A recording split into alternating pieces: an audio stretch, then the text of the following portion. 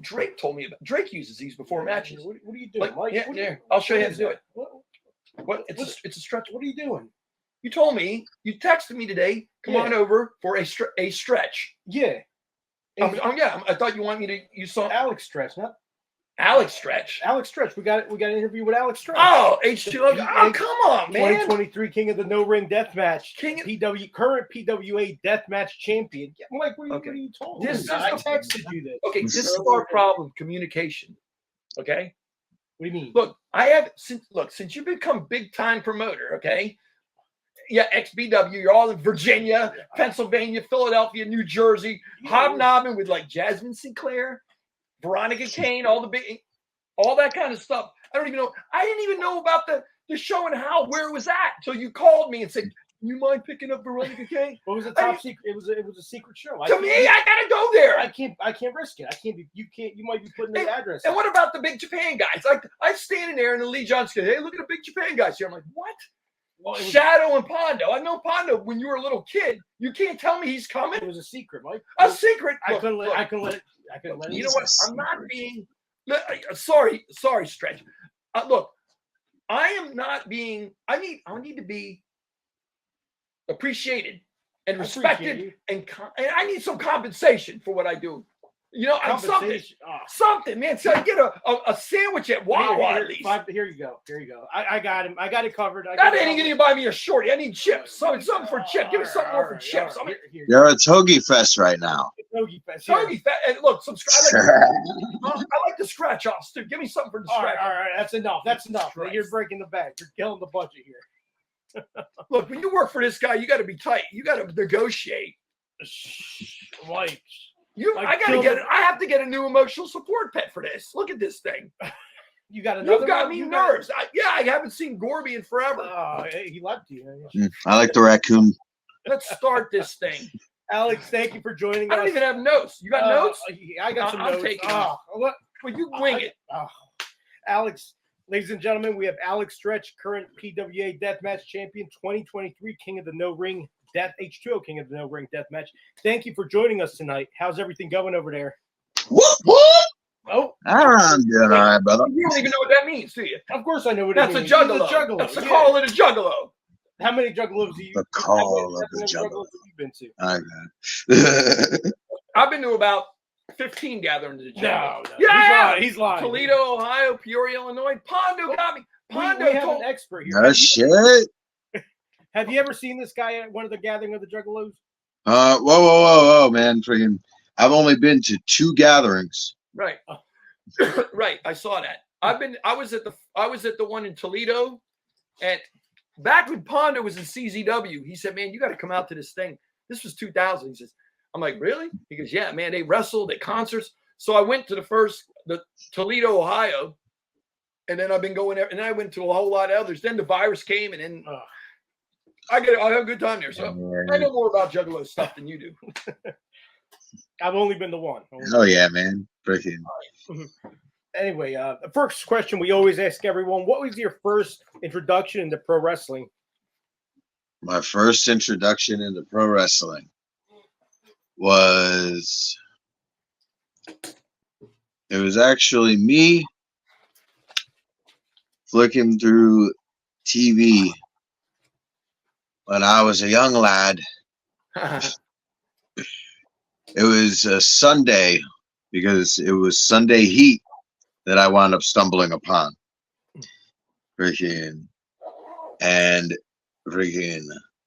I saw this dude, Stone Cold Steve Austin, fighting this dude, The Rock.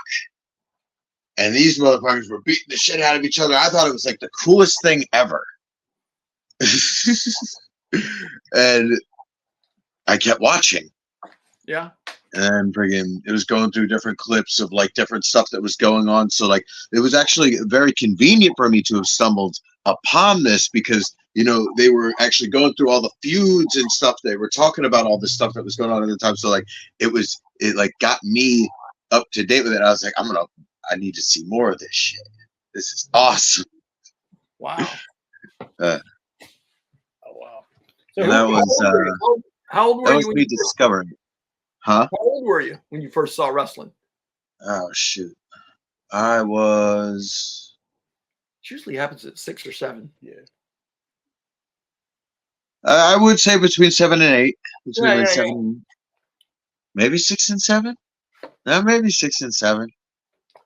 Freaking. uh, Yeah, all right, that's good. Me too. but I'm way back. Growing up, who were you a fan of? so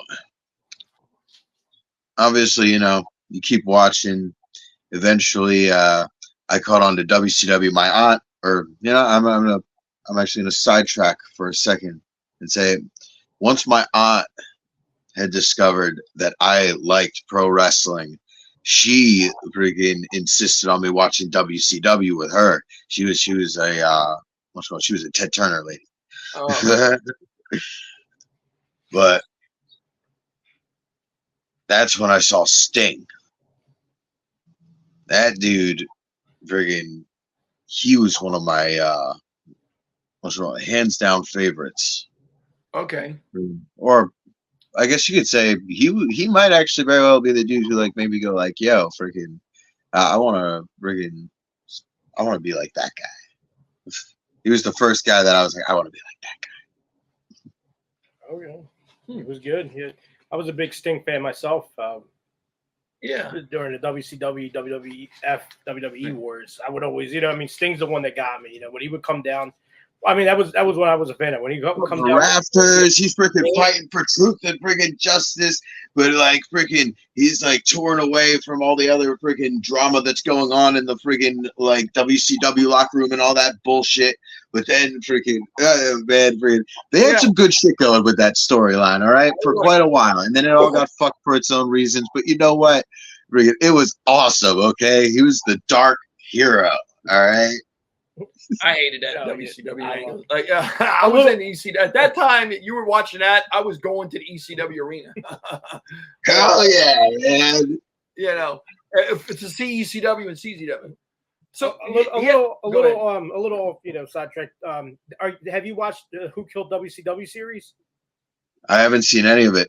No, I gotta send you a link. Drake got me addicted. I watched all 4 of them. It was good. It's good. Drake got me into that. It just goes on how they corporate. Everyone's just pointing fingers at each other, but it's good. So there's like a gajillion freaking documentaries out there right now. You say you feel like it actually provides more like information, more in depth.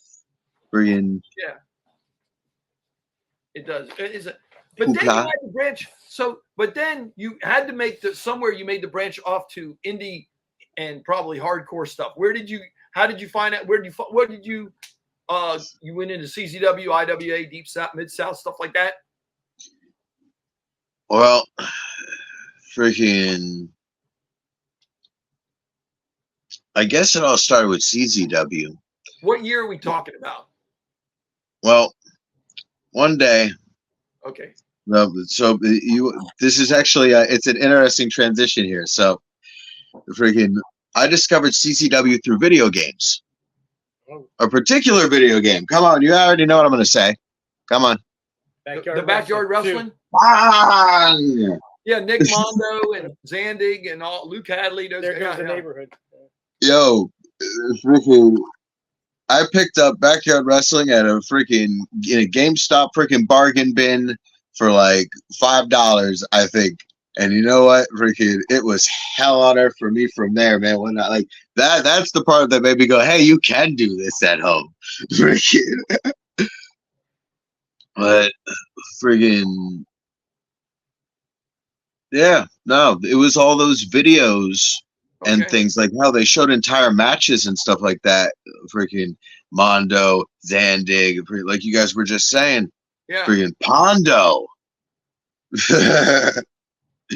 That's crazy because I met that guy Kevin Gill at one of those gathering of the Juggalos, and he gave me a hat that said another video game they did, 55 to Life or something like that, The guy was in, and then he was involved in that video stuff.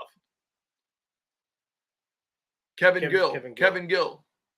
Oh yeah, he made he made the game, right? Yeah, and he did other stuff out there. I met him at like the second gathering of Juggalos I went to, because I ran into this guy named Luke Hadley who was videotaping. He had a video camera. Oh, Luke Hadley's awesome, man. Right. And that's how I knew him. And then I'm like, "Are you taping this?" He goes, "Yeah."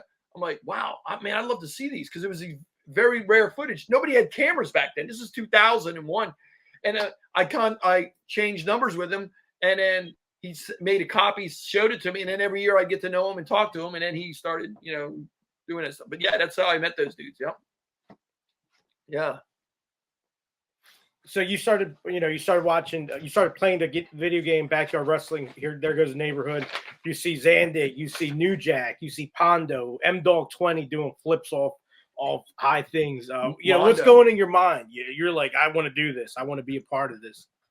Dude, well, that's when, I started messing around. Like, actually, I started convincing my buddies. We had already, tried, friggin' wrestling each other, doing moves and things like that. But then, I was like, guys, we can do some crazy shit. Friggin'. Wow. And then we planked out our freaking, trampoline.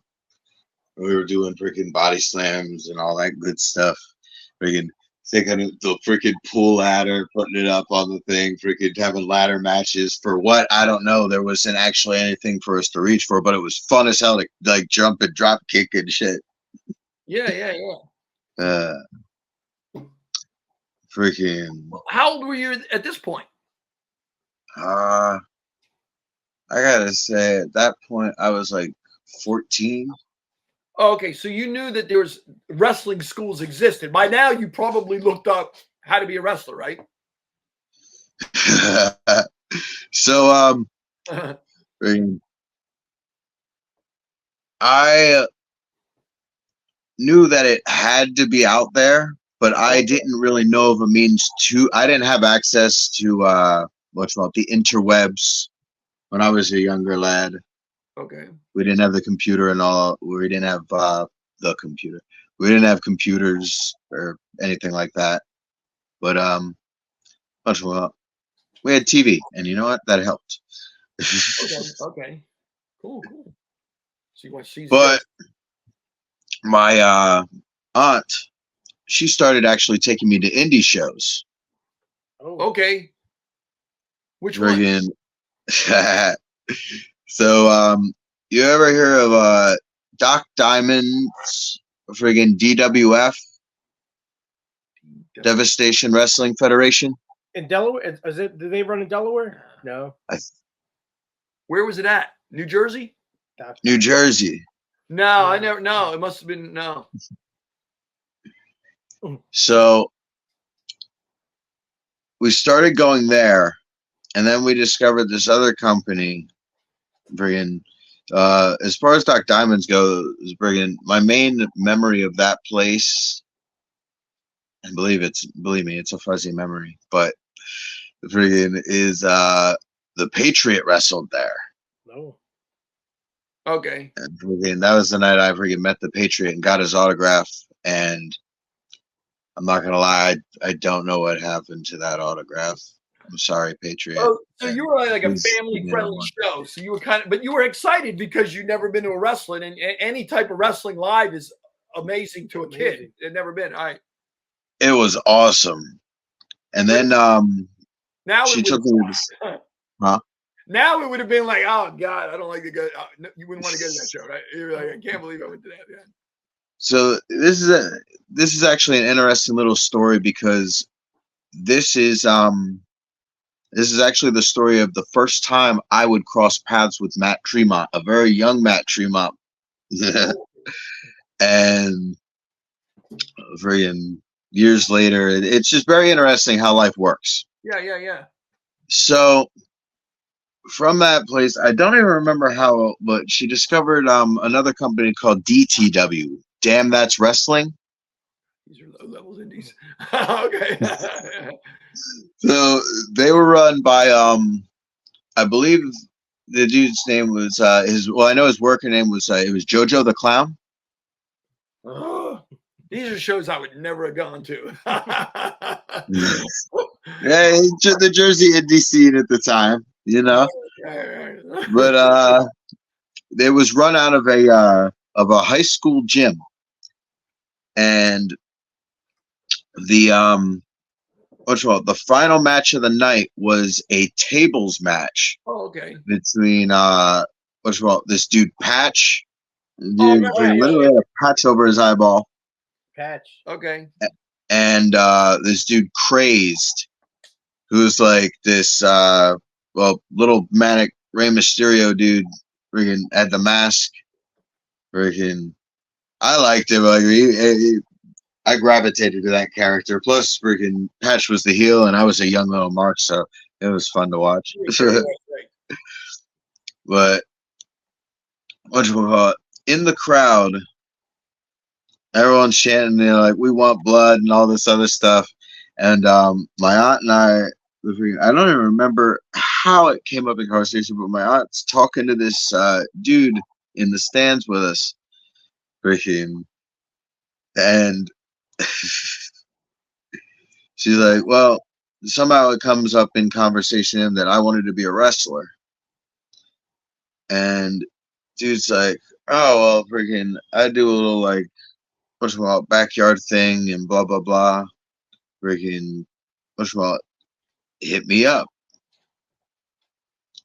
freaking." That orange goateed fella with the bald head Tremont? was a very, very young Matt Tremont, and freaking we would freaking it was just funny how we would talk about that years later and find out like, oh shit, that was you in the freaking crowd. Crazy. He gave me his MySpace information. Oh, All right, wow. that's how long ago this was. That is how long ago this was. He gave me his MySpace information, and you know what? I pussied out. I never hit him up. Okay. Wow. But he was doing backyard. He wasn't. He didn't. Was he with CZ? He won. What year? He had a backyard. No bullshit. He had his own company before CZW. Before he like hopped the guardrail and started doing his thing. Freaking. There's a small story there, but freaking I don't know much of it. Right. So I can't actually attest to it, but I've seen a few of the videos. Oh, okay. So that chance meeting, then what happened? Well, then friggin' we go to a few more shows, and life. Oh, okay. It was actually I went through a lot of hard times, blah blah blah blah, all that good stuff. Sorry. I actually kind of I guess I lost my heart for wrestling and all that. Like I stopped watching.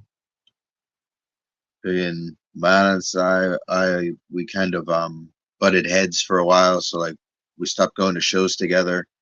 It was I went through a very bad patch in life. Okay. But I don't know. Wrestling, But it was the one thing that No, all right. What about the wrestling school? How did you first go to wrestling school? we can fast forward. Oh, okay. I thought you were stuck there.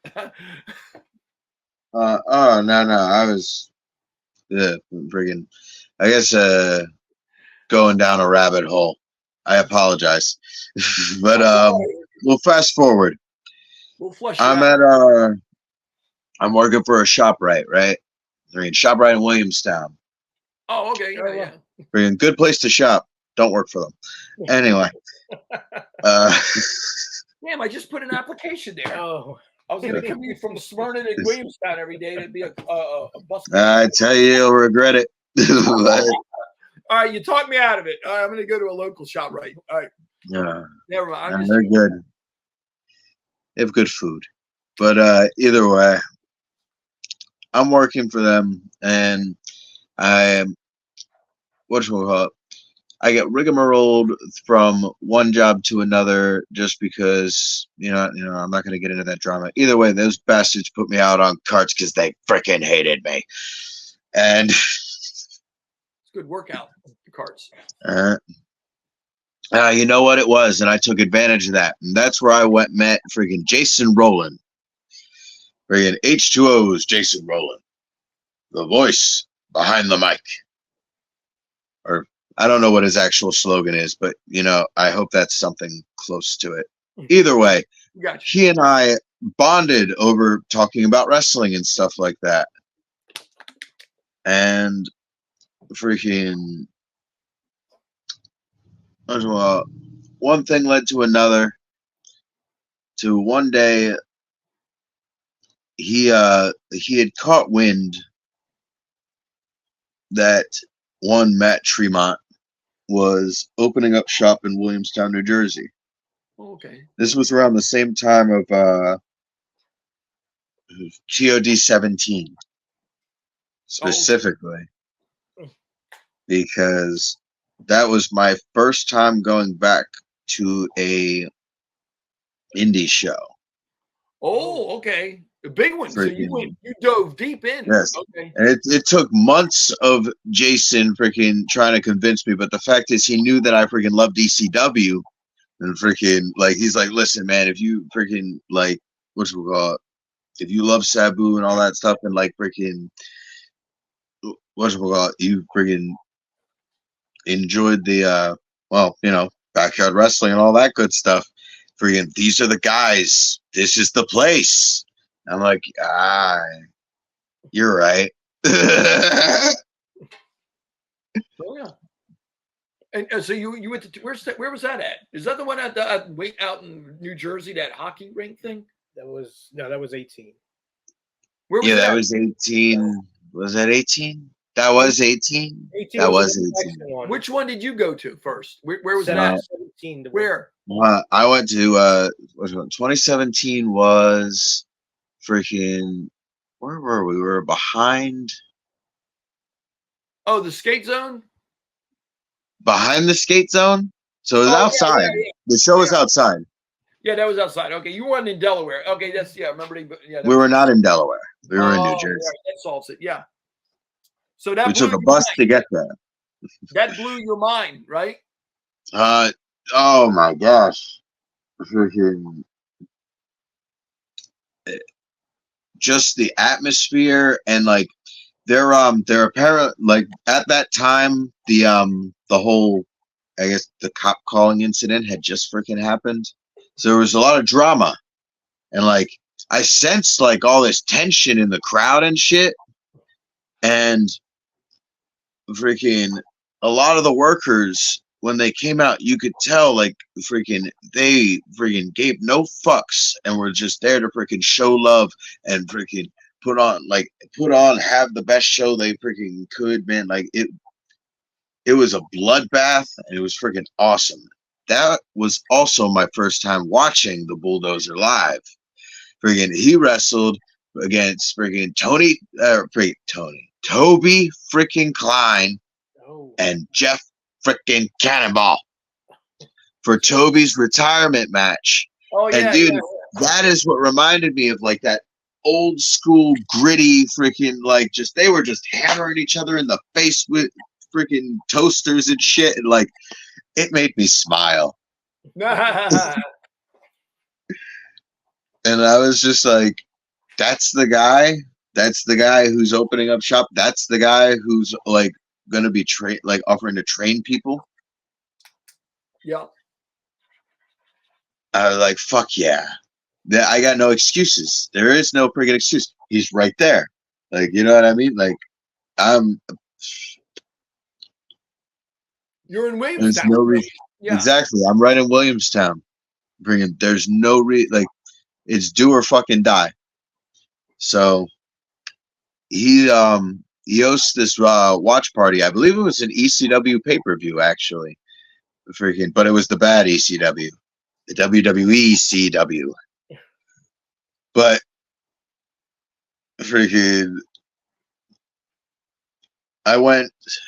me and my buddy Jason went to it. I'm just like, I need to talk to this guy. Okay. There we go. Sorry. brain wandering away.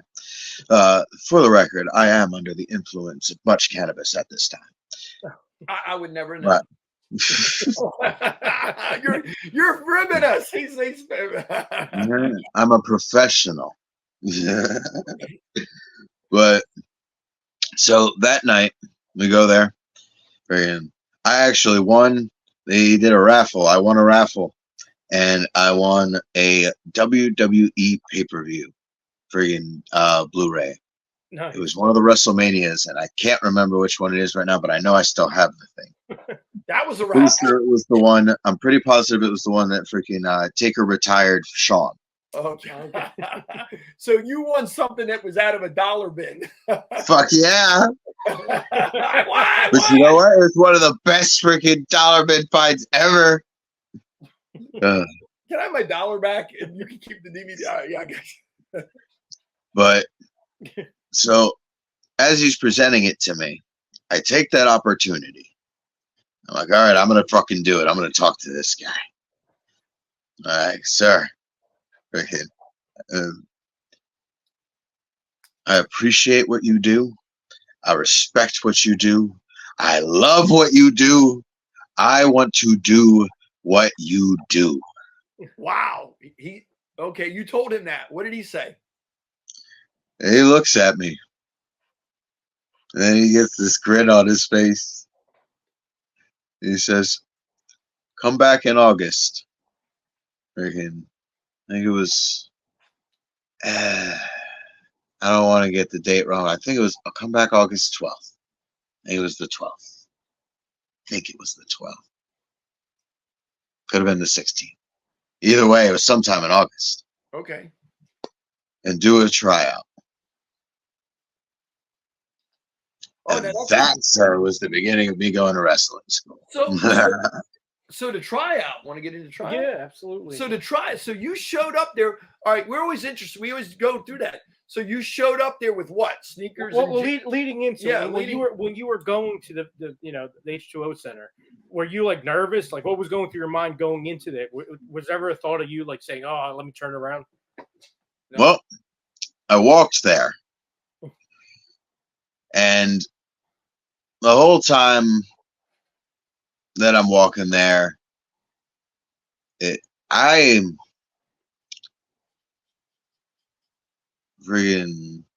not going to get into all of the everything, but was still in that dark period of my life. Okay. When I got this chance to freaking go and see this show, when I got this chance to go and talk to this man and to do this tryout.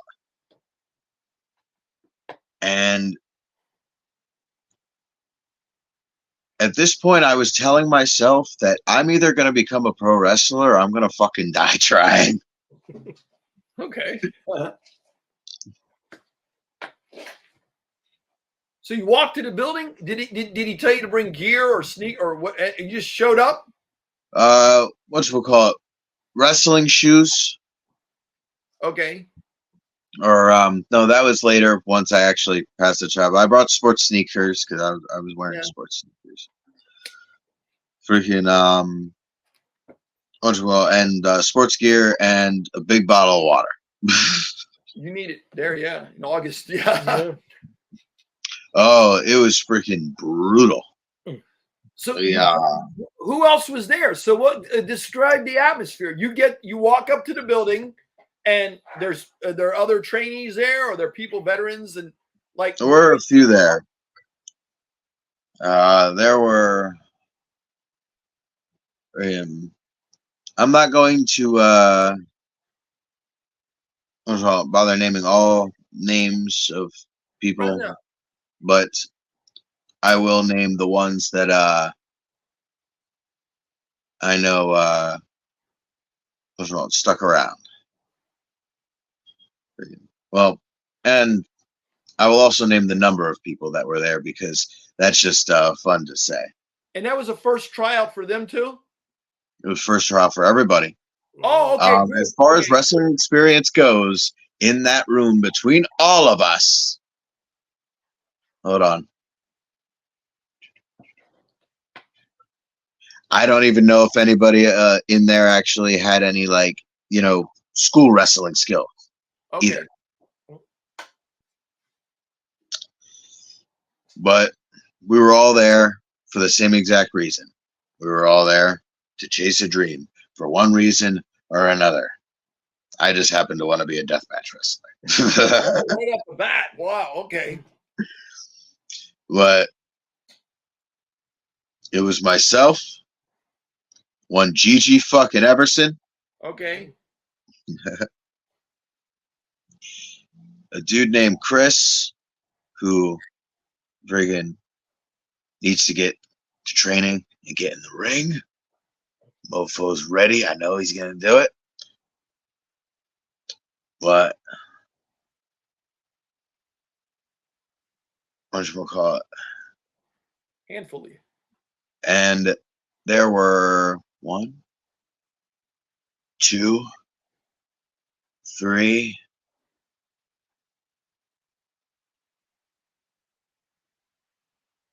That day, there were 6 of us. Okay. You get in the ring? He tells you to get in the ring? Oh, he talks to you. And we went through a very rigorous is the word I'm going to use for a lack of other words for that hellacious. I like using that word today too. Friggin' series of exercises and training. I guess more exercises Regimen. that we had to go through, training regimens that he put us through that day. Because that's what it was. It was a test of wills. How bad do you want this shit? And we went through all of the exercises and a few of the freaking training practices, and we didn't do great. But we tried to do them, damn it. Freaking.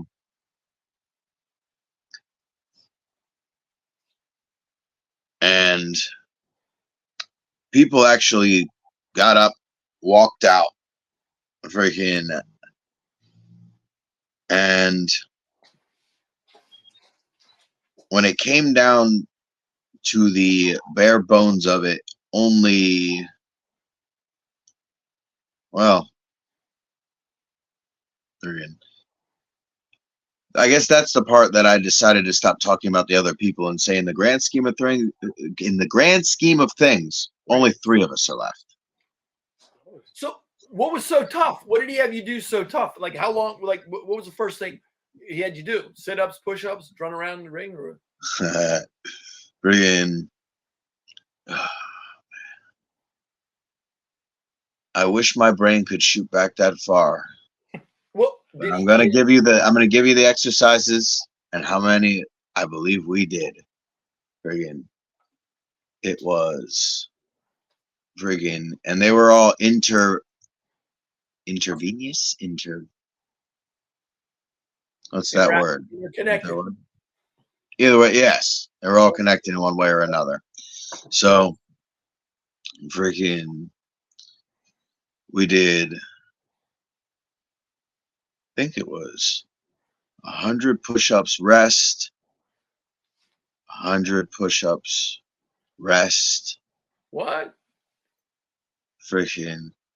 Oh, don't get me wrong. Like I said, it was god awful. Freaking. My brain's telling me between 200 to 300 push-ups we did that day. 200 to 300 push-ups. Freaking. Whatchamacallit? We did Squats, sit ups. Whatchamacallit? Squats. Freaking. We did whatchamacallit? We did squats and wall sits. Freaking. Whatchamacallit?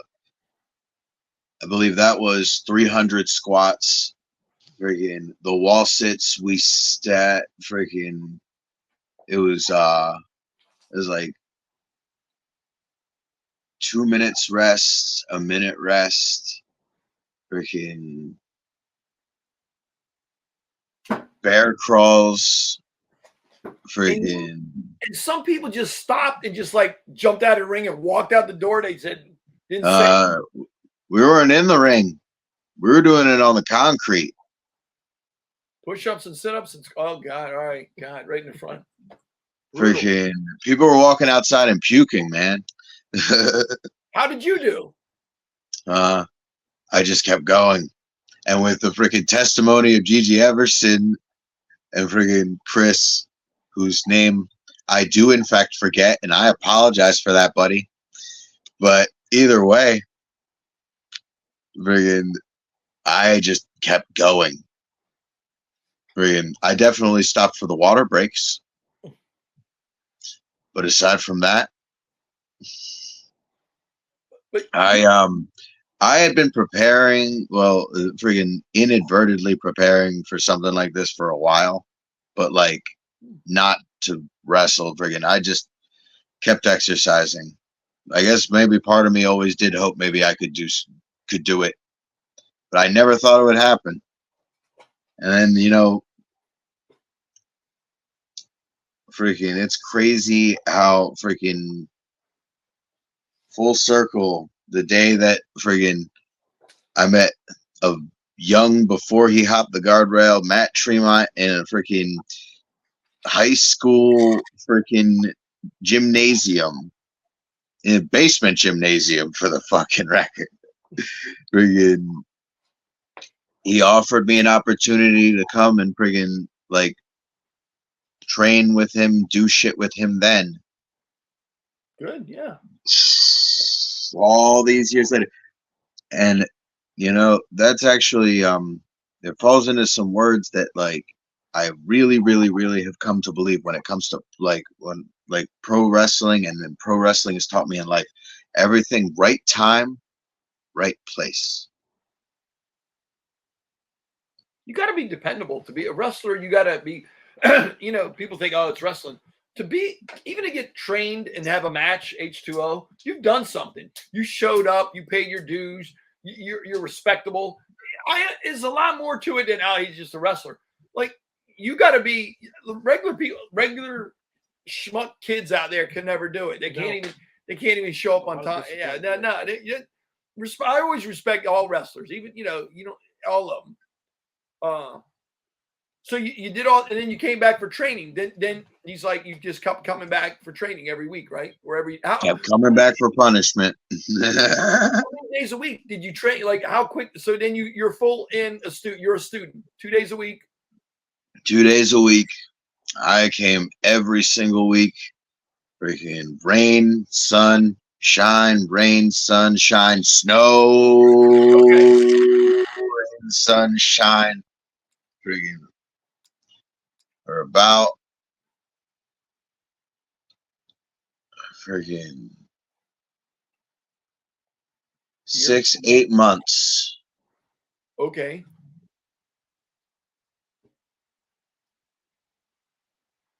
So then they slide you into like what was your first thing you did? Physical. Well, we learned a lot of stuff in the. Are you talking about the training aspect, or are you talking about like starting to like wrestle? Oh yeah, we can go to training. So you learn do the thing. Training. Training's interesting. Like the etiquette. What about the etiquette? How to talk to people? How to be respectful? And was he big on that? Like shake the hand, know the veterans, don't be annoying. 150%. I like that. As far as the respect for the industry, respect for those in the industry, from the freaking all the big legends on top, all the way down to the people who are serving popcorn in the concession stand. Because you know what, man, I was that dude in the concession stand serving popcorn to people at one point. I appreciate that guy. Why? Because he gives me delicious popcorn. Okay, so you don't treat it. He taught you not to treat anybody less than just because they're not. You need everybody on the show. Yeah, I see what you're saying. Okay. Yeah, we're all human beings, and we're all here for the same exact reason. What you're able to bring to the table, that's you showing your love. You know what I mean? You wouldn't even be there if you didn't want to be there. You know what I mean? Especially those people serving concessions, especially those people friggin' which working the merch tables and stuff like that. Especially the people that are doing like security and friggin' all of that. You know what I mean? Okay, good. Ring runners, freaking, they're godsends. Oh, so you learned etiquette. Did you have something? No.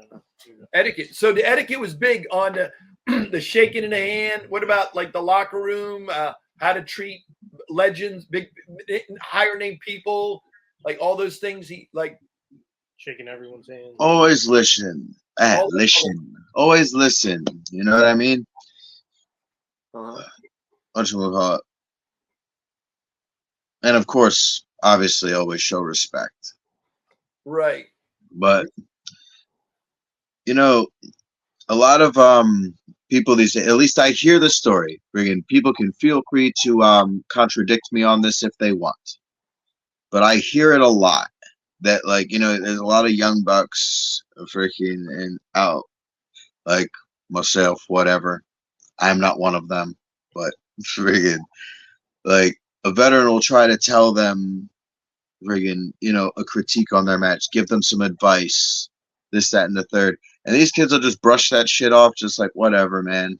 Whatever. You're just a hater. You don't know what you're talking about. You're a blah, blah, blah, blah. I hate that. I mean, if they're talking to you, if they're telling you, that's coming from like, again, it's a place of love, man. You know what I mean? They're trying to help you out. Whether or not like you're going to get anything, hear them out. You know what I mean? Yeah. Friggin', and show that respect.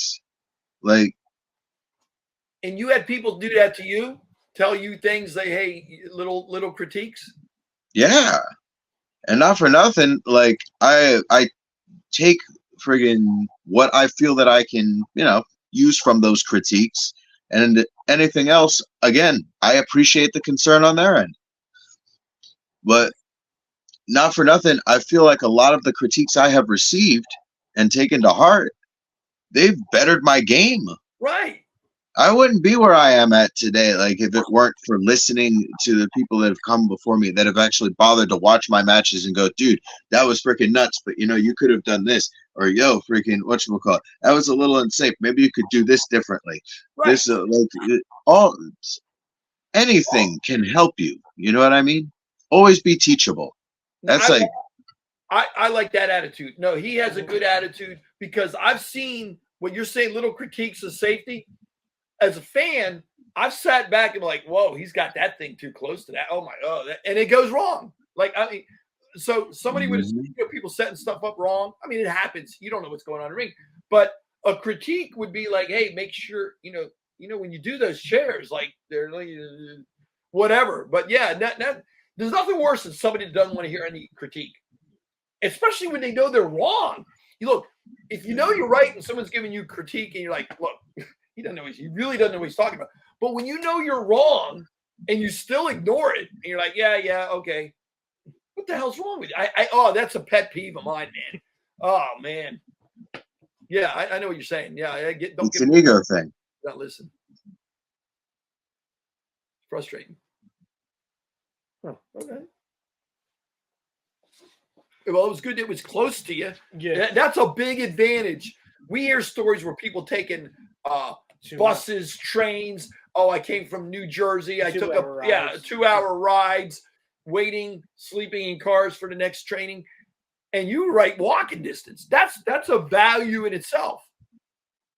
Oh, believe me, it gave me some very good jogs. No, but I mean, I hate jogging. You can get there. Okay. Hurts my knees.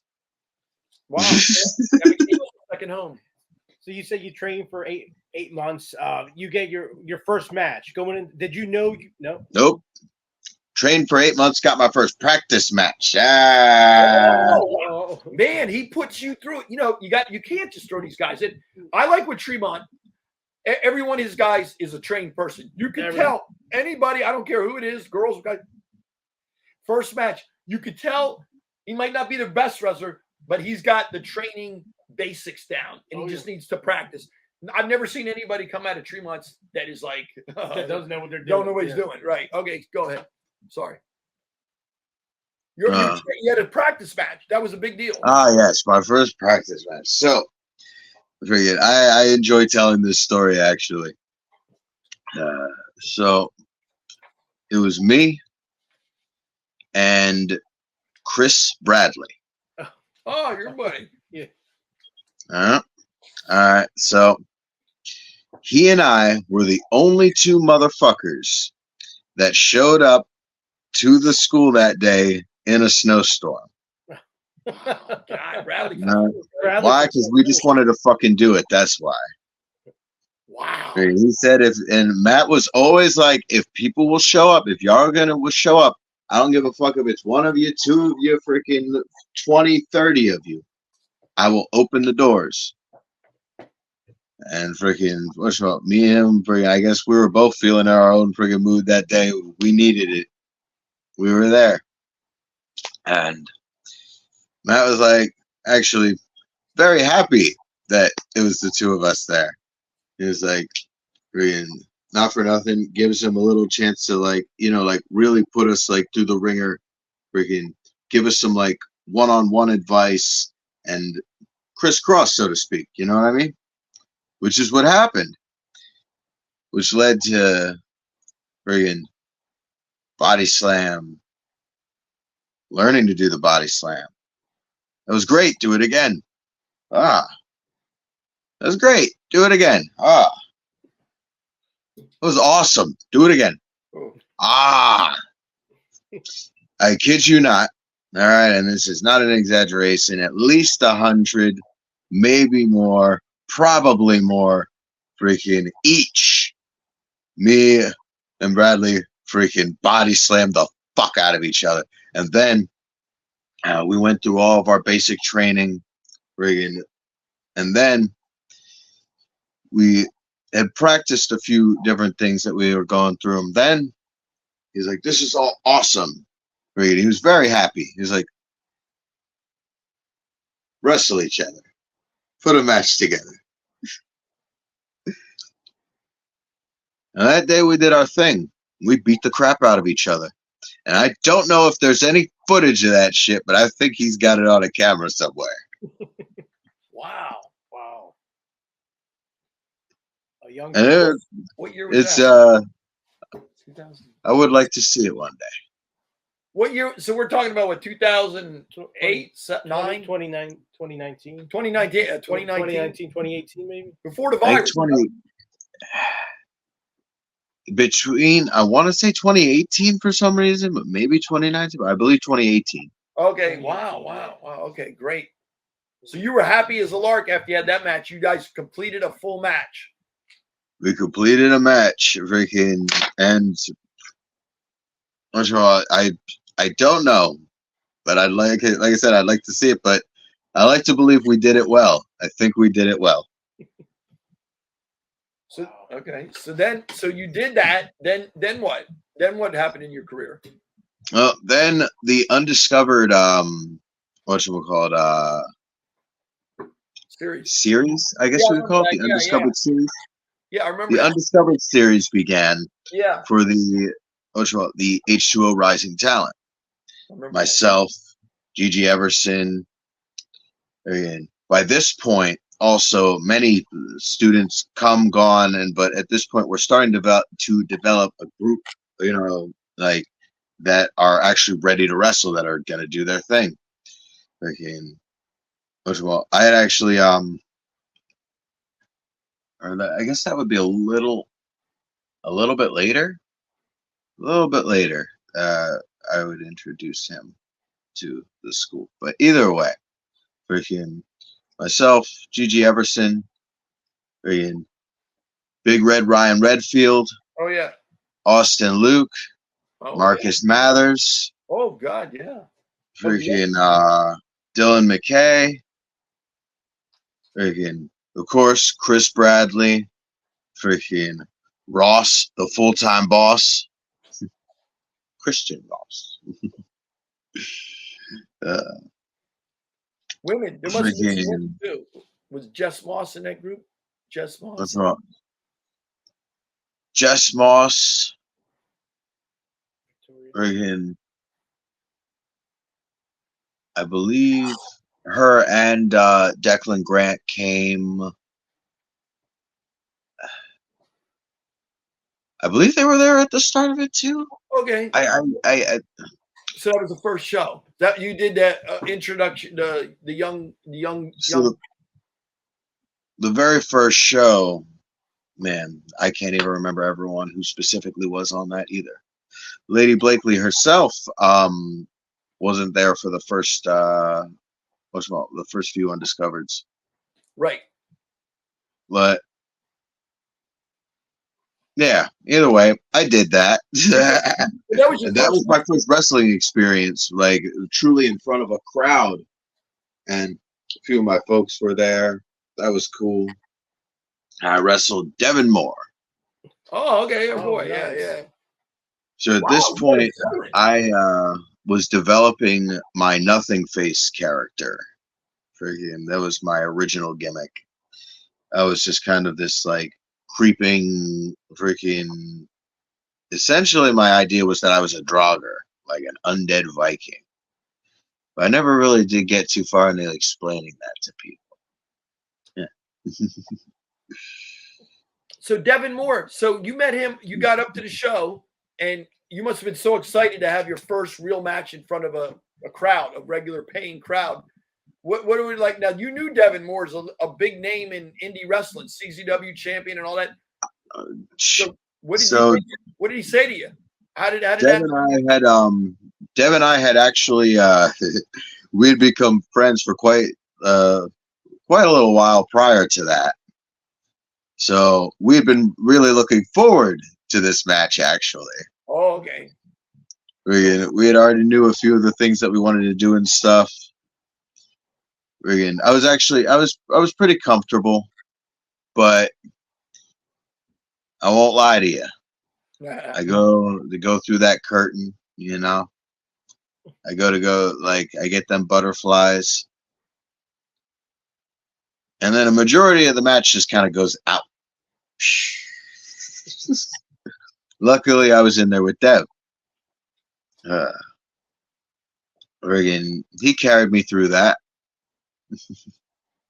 Beat the crap out of me. Showed me the showed me the friggin' Ropes. what's the word? No, it's not the ropes. It's not the ropes. And I was trying to look for a better word. It's okay though. But he showed me my first sight of the big bright lights. Showed you the light. Okay. Best way to put it, because something we're even told in training is get used to looking up. Oh, tag pinning. Right. Okay. Yeah, you'll lose your first several matches, blah, blah, all that good stuff. Oh wow. So then you got the bug. After that first show, a pro match on a show with people, you were dying to have another match, right? Oh man. At that point, that little friggin' spark, that friggin' the little friggin' train that thought it could finally knew it would and decided it will.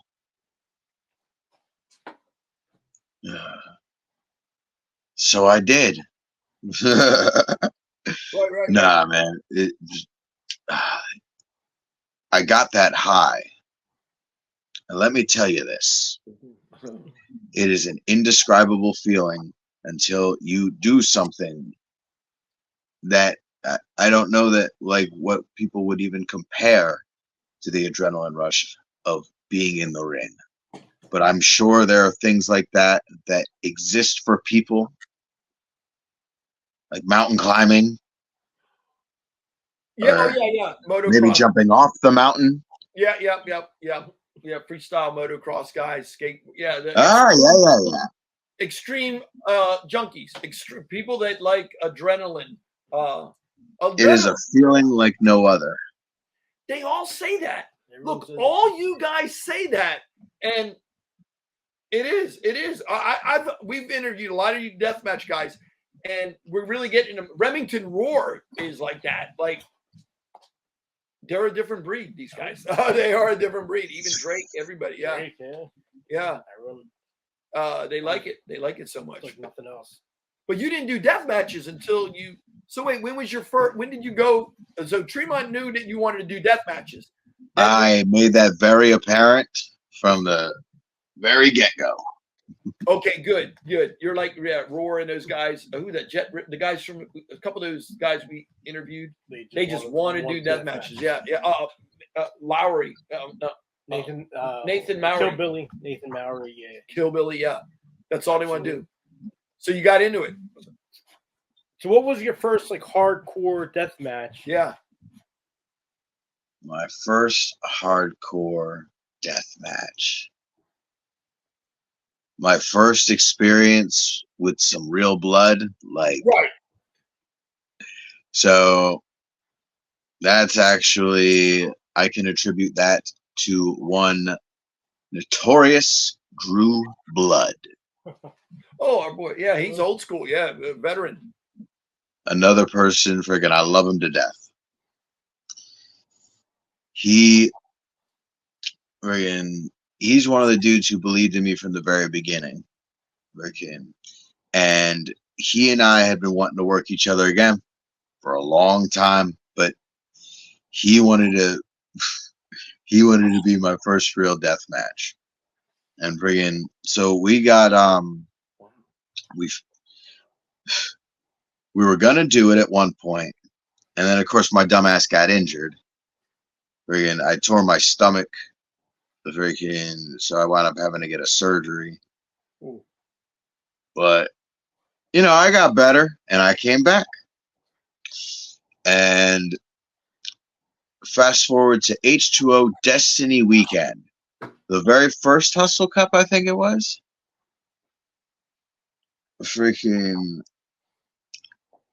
Well, I wasn't in Hustle Cup, but what I was a featured death match, the only featured death match on the show, between myself and Mr. Drew Blood.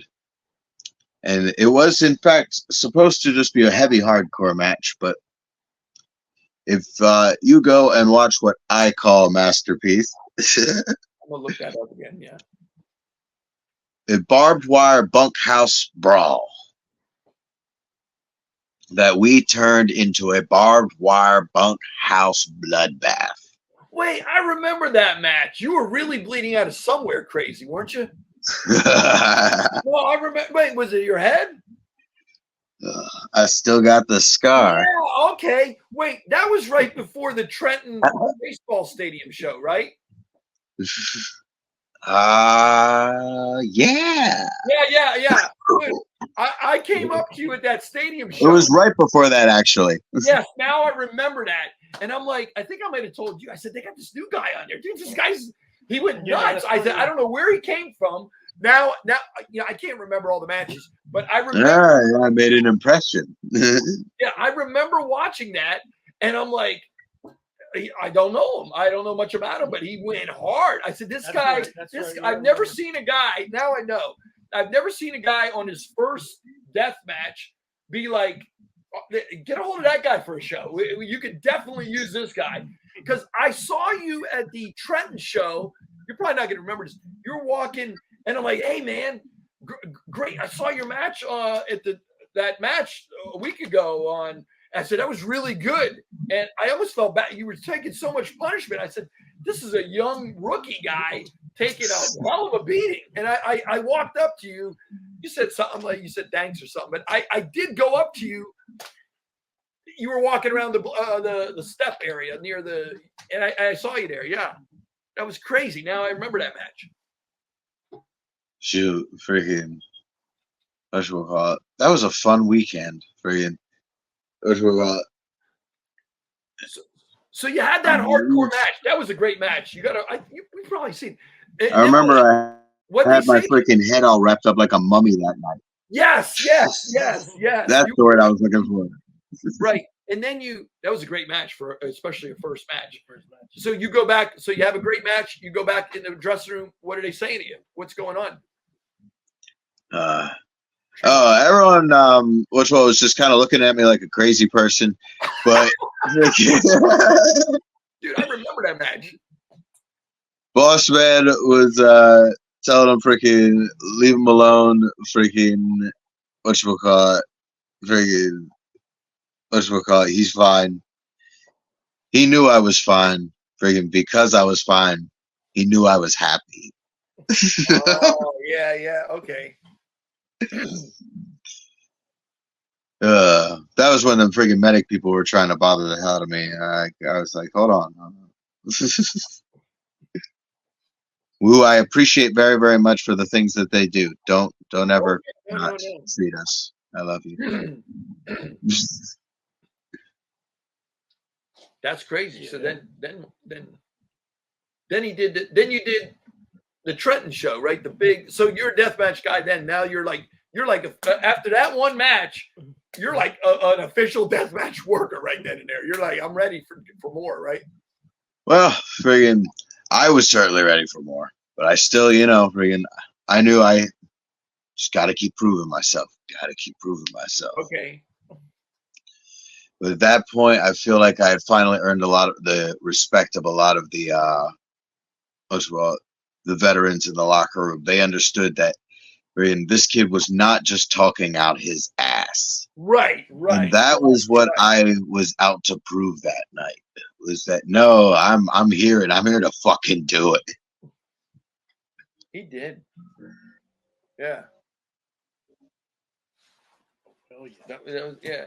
Then what? With the Trenton show, freaking funny story about the Trenton show. So like the reason my head was wrapped up like a mummy at that time. I remember. Freaking, and are you ready for the fun story? So when I was in that hardcore rumble in there, right? Freaking, there were gourds in that thing for some reason, and one Mark fucking Angel. I hope you're listening, Mark Angel, you motherfucker, because I still fucking owe you for this. Freaking, I did hold up my hands. But he freaking launches this fucking gourd at my fucking hand, this fucking pumpkin thing, and it just bang right back into it. It splits my head right the fuck back over. Like, God damn it! I remember that. That was a Trenton show. Yeah. Wait, was that during the virus? No. Was that before the virus or after the virus? I can't remember that. All my memories of things like, did that happen before the virus? It's like crazy. Like that was a good show too, man. So you are going from a first death match to a stadium show with Onita. That is high profile week. That must have been like it was insane. I'm gonna tell you, that was a freaking journey in and of itself for the entire H2O family, man. Friggin', it was just friggin' nuts. But you know what? Freaking through freaking all the freaking craziness and freaking like drama here and triumph there and freaking good shit and bad shit and all around crazy shit.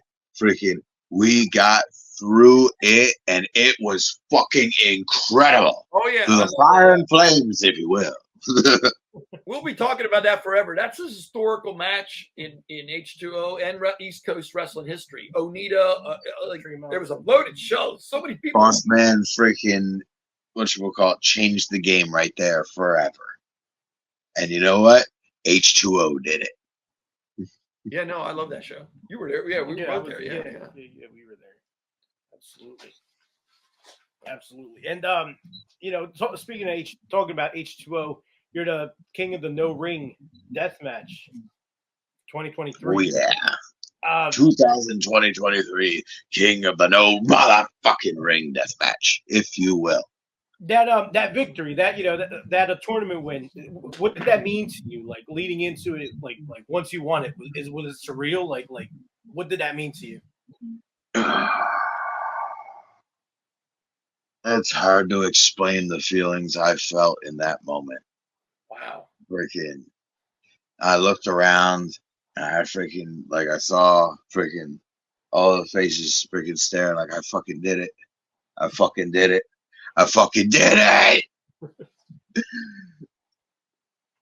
Here we are. I freaking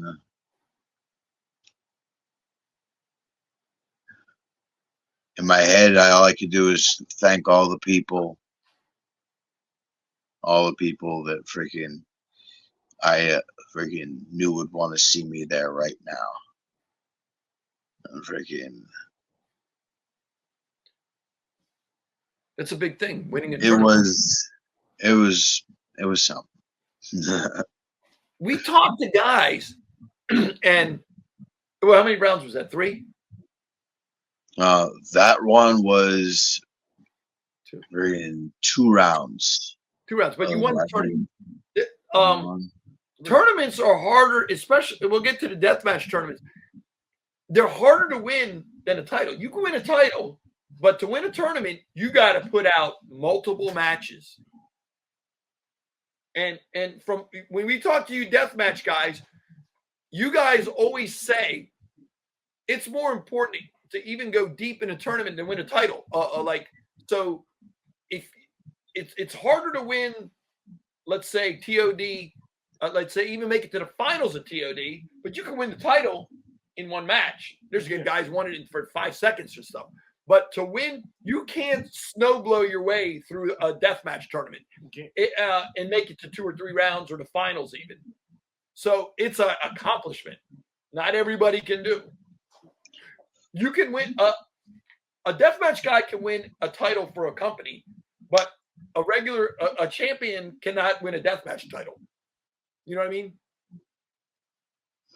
well, to touch on all that, actually, I agree with you 100,000%. Thank you. Freaking, in my personal opinion, the tournaments are what it's all about.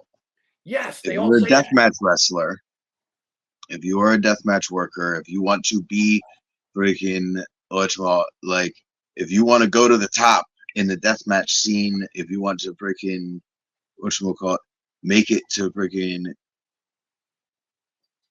wherever you want to go, you need to test your mettle in the tournaments. Yes. It's freaking that is exactly the word test right there. It is the ultimate test of your resolve, of how far you're willing to go, how badly you really freaking want it. Freaking, I've seen people freaking crawl under wrestling rings and puke during freaking simple hardcore matches. That's not going freaking 1, 2, 3, 4 rounds. Freaking to be freaking asked by a promotion to participate in one of their tournaments is a privilege, in my opinion. Freaking, it's something to appreciate, because freaking they are willing to put the faith in you, to freaking compensate you to come out and friggin' show your art for 1, 2, 3 rounds and believe that you're going to go through with all of it. Yeah. Yeah. So you want to go deep into a tournament? I want to do all the tournaments. Wow. Not for nothing. I told Boss Man from the beginning, he is the all around. I know freaking people freaking have their number of tournament wins. He is the all around the freaking world Grand Slam Deathmatch champion. He has won tournaments all over the freaking world. I hope to someday even get to a portion of that. Even one tournament would almost solidify your career. One tournament. What are you looking at? Are you touching any of these? Are you looking for summer tournaments? There's going to be a lot of I've been to multiple Carnage Cups. You would fit in good down there. I don't know why, but you would fit in good. You got the Carnage Cup aura to you. I've heard stories about Carnage Cup. I've been to multiple. I was at the last one. It was crazy. I am sure they are very passionate about what they do, considering the things I have heard. But no, I want to do all of the tournaments. I want to win all the tournaments. Particularly, heck, there's a tournament coming up right around the corner. The Ultra Violent Kingdom. Okay, yeah. July? Yeah. July 19th. Okay. July 19th is my May 19th this year, man. It's a See No Evil reference. If you remember Kane when he was going nuts and beating the shit out of people for no fucking reason. May 19th! May 19th! Adam always says that. My birthday's May 19th. Says, you know, Oh, my birthday is May 19th. oh shit! How about that? I think Danny Havoc's birthday was it? I don't know. Somebody, I don't know. Yeah, but that's crazy. Okay, so you're gonna be in that one. All right, that's a good one. Yeah. The H2O has a lot of tournaments. They really give you a chance to win it. I mean, yeah. All right, well, yeah. What have you been in any other tournaments other than H2O oriented tournaments? I've been in whatchamacallit, AWR's brain fart. AWR's brain fart. Okay, AWR. All right. Yeah. You know, I can't remember the name of the tournament now, and I feel bad. But it was a tournament for AWR, and I wrestled 2 rounds for them. The first round was night 1. I wrestled Rebecca Payne, and that was actually me filling in for another wrestler. I was not supposed to be on that show, but I just happened to go down there with friggin' a person who was a dear friend at the time, but now is a bit of a piece of shit. But in one Jimmy Chondo Lion, friggin', he got me down there, and friggin', I was just there to help out, show love, help build weapons and stuff like that. Friggin', I just wanted to, do things, get my name out there, say hi to people. Well, of course, someone winds up calling off the tournament, and they, were, did you bring your gear? Actually, yes, I did. They say I can't remember the name of the person. I was trying to friggin' remember it, but I can't. Do they really tell you always bring your gear? Hell yeah! I got my gear. It's Wrestling 101, man. Card's subject to change. You never know when an opportunity is going to present itself, and this opportunity freaking was just like, I was like, give me that shit. Wow. He loves it. That's awesome. I defeated Rebecca Payne in which was a very pointy match because there was a lot of freaking skewers. But then night 2, I would friggin' finally get my chance to go one-on-one with the Bulldozer for the first time. Oh, God. He got me, but, it was a good match. And I want to thank the folks at AWR for giving me that opportunity. Freaking Gary Emmett and freaking Dale Patricks and whoever the fuck the other motherfuckers were in the back. You know who you were, and freaking I appreciate you. I just don't remember your names. Is that Illinois? AWR Indiana, I believe. Yeah, okay. Yeah, we used to get all this stuff. Yeah, that's something, man. All right, that's good. See, wait, now talk about wrestling a woman. I've seen some of your matches with women involving women. Is that different, or do you we've talked to women and men. Mickey Knuckles is another breed there, but how goddess, the guy, yeah. When you're fighting a woman, especially in like a hardcore deathmatch match, does it feel different to you, like being a man? Like, I know you would never even touch Lady Blakely. To actually quote one of Lady Blakely's favorite songs, "Equal rights, equal less." No, no, you guys would never hit a woman in like be an abuser of women. But We're like, no, but you're doing that. That's what. But in a ring, Reagan, they're there to fight me. I'm going to show them that same respect of being there to fight them. You know what I mean? Like, it is disrespectful of me to treat them otherwise. It is disrespectful for me. In fact, it's even sexist of me. I'll go there. It's sexist of me to freaking go, oh, you're a woman. I can't fight you. Freaking sorry. I know that you were supposed to fight me and friggin' much more. You're gonna kick my ass and friggin' try to make money, but friggin' I'm denying you that opportunity just because you're a woman. Times have changed because I'll tell you a story.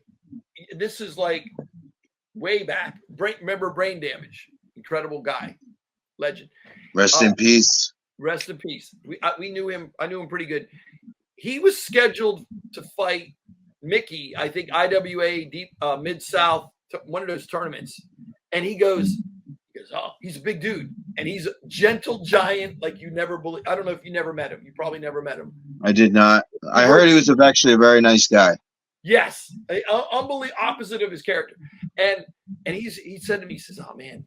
I'm like, what's wrong? He said, I got to wrestle Mickey. I got to fight Mickey in a death match. He goes, she wants me to go. She's like, yeah, don't hold back. Now, this is a period of time when there weren't many women doing this stuff. Really, it all started recently, like last 5 or 6 years.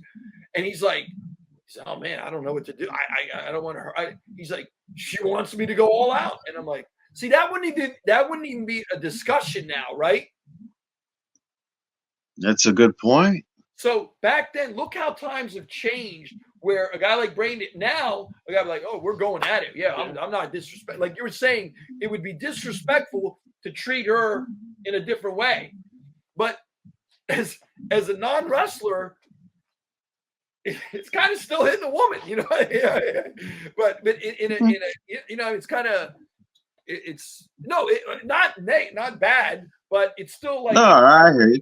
You know what I mean? Like to the average. Well, I got it. She's hitting me back. Right, but we've been in deathmatch wrestling. I've been going to first CZW, TOD, all that, and especially with deathmatch wrestling and women versus men, we're like used to it. We're used to. We gradually gone on to it. I remember Nikki she wasn't even doing any of that stuff. But to bring an outsider into a mixed intergender deathmatch, like there would be people like.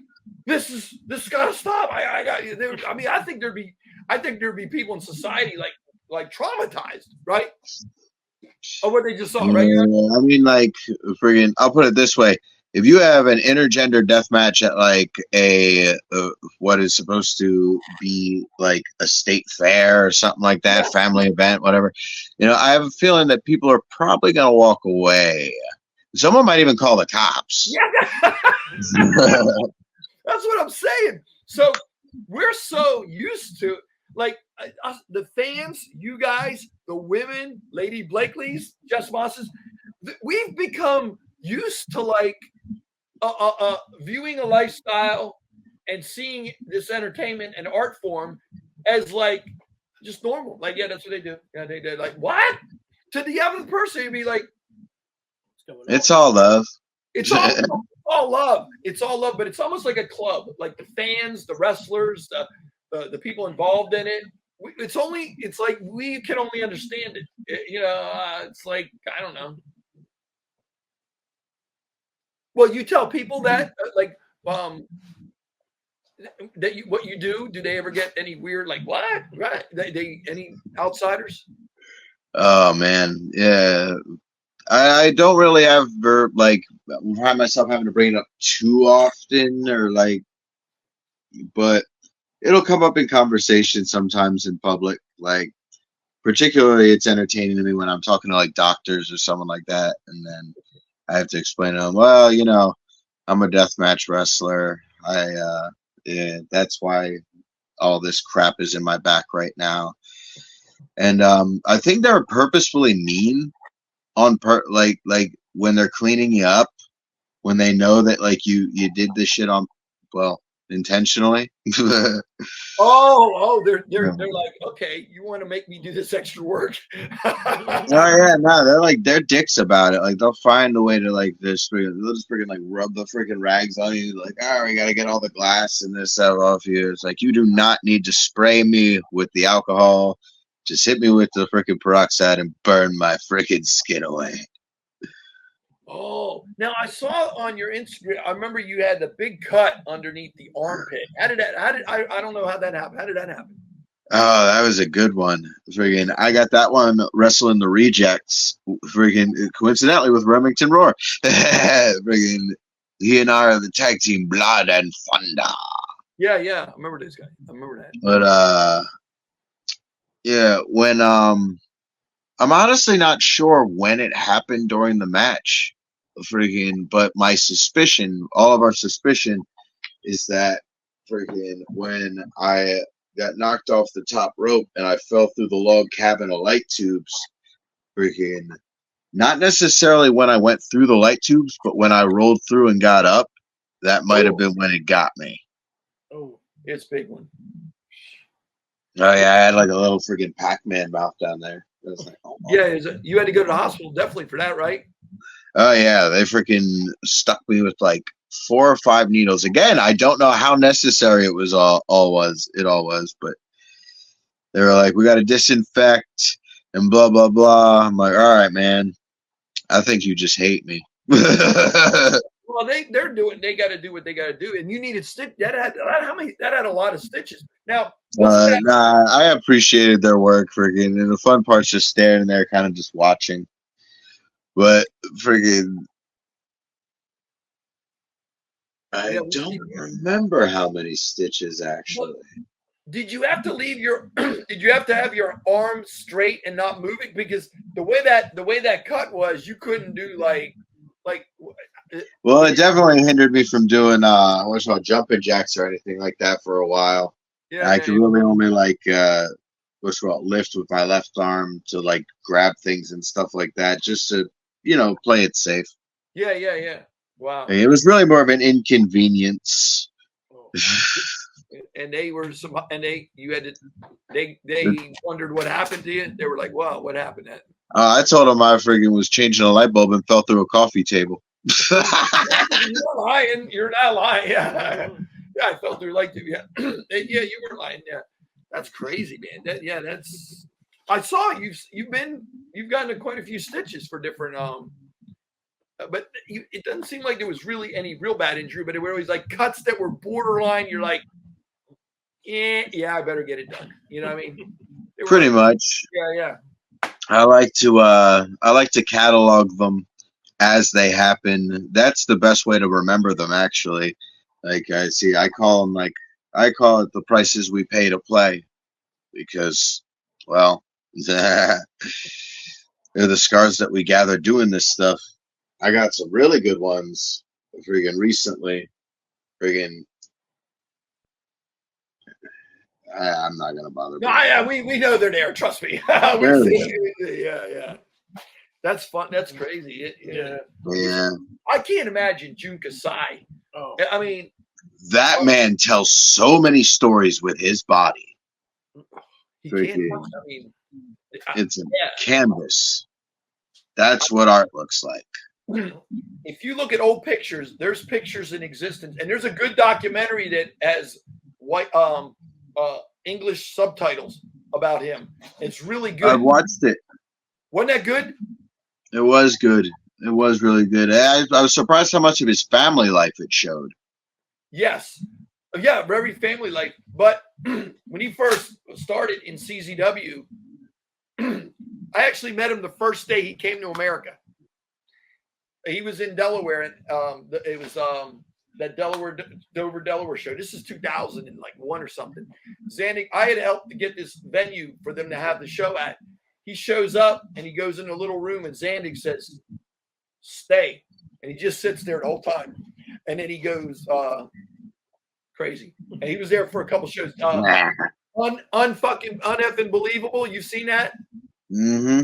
We were there. I was there. Hell yeah. And he came to CCW little bit later, but we were at all those big historic matches. We live in Smyrna, Delaware. We're like very close. Oh shit! Yes. Yeah. Way Tavern, Zandig Mondo, all that stuff. We've been going way back then. But Jun Kasai, I saw his body transform from like minimal cuts to like I don't know. I don't Scar think tissue. you couldn't put a dime on any part of his upper body and not cover some kind of scar. I would think that I would think if he came to a doctor and they'd be like, "This is what," they wouldn't understand what it was. They would think that it's some kind of skin condition. Probably. If you told them these are scars, they're like, "From what? That's impossible. That just cannot happen." You know what I mean? Nah, that dude is so unreal. Him, I know. freaking his protege Takeda, freaking Crazy too. Crazy. those fuckers are on my list. Oh yeah. I don't know if I'll ever get to them, but they're on my list. But you saw that documentary. Must see for any wrestling fan, right? Oh no, it was real shit. The Freaking dojo stuff when he was a kid and he had babies. He's something else, man. We've seen him quite. Yeah, that's good. And then I was going to ask, go ahead. what's your favorite match you've had? my favorite match Yeah. ever. Oh man.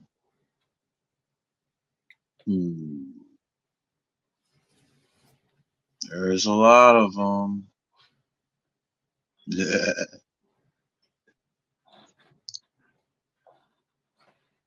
But I gotta say, my favorite match to date, like my current favorite match, I'll put it that way, would have to be me and Austin Luke, because he and I freaking we'd been wanting to do that for a long time, and it's just another one of those things. Like, freaking, we'd gotten to wrestle each other one other time, and freaking, we knew that it just wasn't the one. That was a mulligan, so to speak. Freaking. You and Austin Luke. Okay. Did you have? Huh? I know you had. You were talking about your match with Chris Bradley during that snowstorm. Did you ever get to work him 1-on-1 at H2O? I never got to work him 1-on-1, and I never got to work Christian Ross 1-on-1. Oh, really? Freaking something to think about there. There you go. Yep. That's Man. you and Bradley 1-on-1. You know. Oh, I'd love to. That won't be in the snow though. No snowstorm. I was going to ask you being in H2O, and I tell him all the time, that's probably one of the best federations to work for, because you are with IWTV, you're getting so much exposure worldwide that you would never have gotten 15, 10, 20 years ago, no matter how popular you were. What? Unreal. It's unreal. Yeah. It's unreal. Freaking. So, do you get people, huh? You get people from other countries contacting you that watch. Tell us about that. That's actually exactly what I was about to say. Like, we have people from freaking Japan watching us. Freaking, I've met fans who've literally come to our arena from Japan, freaking gotten pictures with me and shit. I'm just like, I'm not shit, man. Freaking what? Like, it's unfreaking real. We have people from France, freaking, like, whatchamacallit, like, Germany, freaking, whatchamacallit, I'm not entirely sure, but I like to believe Mexico. Contacting you. But no, it's freaking, to freaking Scotland. Freaking shout out to freaking Bleeding Gums. Oh, yeah, that's good. Yeah. So you would never have gotten this exposure many years ago. I'll tell you a story about Necro Butcher. When he first came to CZW, everybody, he was what, Stream 8 or something, one of those big shows in Dover, and everybody was like, Necro. After the match, he goes, I didn't know everybody would know me out here. He had never wrestled anywhere on the East Coast. And I'm like, we watched everybody here is a tape guy. We all watch these IWA Mid-South tape. We know you. But that was special because Necro was IWA Mid-South. It wouldn't have happened for anybody else other than. So now you're getting exposure that you would never have gotten no matter who. The internet, the freaking social media and all that stuff, it's capable of great things. And so many people use it for so much stupid shit, but it is capable of so much awesomeness, just like that. Yeah. Freaking, I wouldn't exist to these people all across the world. H2O wouldn't exist to all these people all across the freaking world. Freaking, like you were just talking about, man, freaking, not for nothing, fucking, my folks, freaking, they were about the tape trading. All right. I got a lot of my freaking, what we call it, classic wrestling and stuff like that through videotapes. Freaking, what we'll call it, hell, I'm freaking a good portion of my ECW exposure was through videotapes. Does Lady Blakely got fans around the world too, or that she does indeed. Oh, some of them are actually very odd, but I'm not going to. I'm not gonna throw people under the bus. No, don't do that. But she's got fans because I'm thinking about the female. She's in a niche of female hardcore deathmatch girls that do that stuff, and she is damn good at what she does. No, she is. I like her a lot. But so she's got fans that are into the female, because that's a smaller genre. They're rare breed. Those so people contact her too. I'm a fan. Oh yeah, people showing love. Freaking. What you call it? I know. I had mentioned fans from France. We actually have one French fan that has DM'd both of us to tell us that he appreciates our work so much, and that friggin' he hopes the very best for us.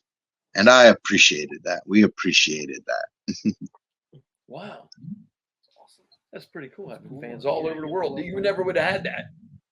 Somebody's watching that in Japan. I mean, you could probably go to a big Japan show and people are like, hey, there's that guy from H2O. I don't know. I know you from H2O. That would be unreal. Hopefully, maybe one day if I get in one of those rings, then they might recognize me. Okay. Until then, I think I'll be able to I could just hide. If there's one thing you could either take away or add to deathmatch wrestling, what would it be? Anything. Take away or add to deathmatch wrestling? Freaking gusset plates. Gatekeepers. Yeah. Freaking people freaking going, you like freaking so and so, freaking whatchamacallit, that's not freaking deathmatch wrestling, or this is freaking garbage wrestling, or freaking blah blah blah, or freaking I don't know. I've noticed a lot of divisiveness amongst fans and stuff like that in the forums. Freaking not for nothing. There's the select few that you see they legitimately care about stuff, and they just love wrestling, deathmatch wrestling as a whole, and that's what this community really needs, is unity more than literally anything else. And I wish there was a way that I get people having different beliefs and that's separating them, and I don't honestly know what to say about all that kind of stuff. Mm-hmm. But politics and shit aside, freaking we all love deathmatch wrestling. Yes. We all love the hardcore. We all love the legacy of it all. We all love it's that shit that makes us all feel alive. That it brings us all together under these freaking roofs, or in these freaking stadiums, or in these ballparks, or in these fucking freaking basement in the freaking middle of freaking New York City. Okay, you wish that would be. Absolutely. Yeah, I know. I hate Absolutely. people. I don't like people. I don't argue with anybody. That's why we're very non-antagonistic. I'm like I go to like small shows, big shows where like I like the outdoor. I like the outdoor atmosphere of deathmatch tournaments. You're like, I don't know. I think I like deathmatch tournaments that are outside. Like I agree 150%. oh, it's like a festival almost. Like your XPW. What'd you think of the XPW thing? The shelter. Friggin', that was a ball, dude. Friggin', it was such a vibe. Like, it was literally like, and not for nothing, I said it like, freaking, that was a day that one of those little like childhood friggin' the kid playing the video game little dreams came true. I think I was talking to you about that, freaking Justin, as we were walking, friggin' walking to the car. Yeah. Friggin', not for nothing, man. Friggin', that was the day. Freaking, I wasn't playing backyard wrestling. I was backyard wrestling, the video game that day. In a Freaking, backyard. But it was a nice setup for a backyard. it was freaking awesome, and we were on the freaking same card with freaking the dude who was a part of that video game. You know what I mean? Like, it was a very nostalgic thing for me. Right. Yeah, no, that's a good memory. So you went. Yeah, that was a great show. I enjoyed myself there. You didn't know Pondo and Shadow WX were coming, did you? I had no idea. That was a surprise from everyone, apparently. I know. Did you guys in the back? Were you surprised when those guys came in? Legends of Deathmatch, like that was nuts. It was hot, but it was a nice breeze. And then you got Jasmine Sinclair there, and Veronica Kane. Oh, that was a bet. I mean, that was great. Drake, everybody. That was good. That was good. Do you know about the POR? Have you ever heard it? You know they got a big compound down there. Have you been invited by the guys to go down there? So, I've actually talked with a couple members of their crew at this point now that they have recommended I should come out to the POR stunt show. And I'm very about it. Not for nothing. I've talked with JJ a few times too. In fact, I've we bullshitted with each other at the gathering for a bit, freaking, and like it was vaguely in talks, but we didn't ever actually communicate, freaking message or anything like that. But freaking two of their dudes that I've run into actually working for X Brand. They both friggin' I can't think of the words right now, but friggin' said that I would do they believe that I would do well out there. Shout out to those guys, by the way, Kamikaze and Kevin Chaos, who freaking tried to murder me with freaking barbed wire wrapped around his body. You sick fuck. Yeah. That and Daniels, right? Jesse Daniels is from there. I've been there. Yeah, Jesse's also a really awesome dude. Freaking, I met him actually at the gathering. Right. Yeah, that's right. Really good dude. Nothing but love for him. You would like it down there, and they use pros a lot. I've been to Grand Prix tournaments there. In fact, I went to the what was the last thing they had? The last one they had a couple weeks ago. It's about a 3.5 from Smyrna, Delaware, but it's a good scene, man. It's have you seen the videos? I've seen a lot of them. Right. Necro, they had a lot of guys there, and they had the Schlack versus El Schlacko versus JJ Escobar in a crazy match all over the park. They didn't even get in the ring, but that was a really good show. Mickey Knuckles, it was. I would strongly to check that out. it's good exposure too, because you're going to get POR has a big following all over the place, and they're doing big things. So that's one of those things. Like other than being with H2O, get exposure. POR, you're going to get quick exposure at POR and the H2O, the East Coast shows. It's in the middle of nowhere. Fun. I just appreciate their heavy affinity to jackass tendencies. Oh, they are very jackass tendency. Oh, I fucking love it, dude. I mean, like when I was younger, that's what me and my peeps were all about. Where you're pushing each other down hills and freaking big tires and shit like that. Right. Good times. Bad times. Great times. We did one of the first interviews with JJ about a year and a half ago. Okay. And you might check that out. But yeah, you would they like bringing in, because they're out in the middle of nowhere and there's not that many wrestlers out there, so you almost have to go to that place, and those guys are eager to come up here. They love coming up to the Northeast. They love it, and they're good guys. I told you about them guys way back. I mean, I've been going to the POR is a good thing to go to if you can get into that. I don't know. You could maybe get 3 or 4 guys to come down. They would go with you or something. Is that road trip it up? Yeah, I think there's a show this next Sunday. Once you go there, you'll want to go there all the time. It's like a gathering. It's like a festival. It's like a good atmosphere. What you get addicted to it? That. Huh? I said I could dig that. Yeah, and if you want to go, guys, like there's some guys from the Philly area that drive down there. Yeah. They even use women. They'd use Lady Blakely. I know she'd be down to bleed. She'd be down for that. She's a tough one, yeah. I like it. We're going to do an interview with her. Yeah, we got to do one. Yeah, send her our way because we like the woman's perspective.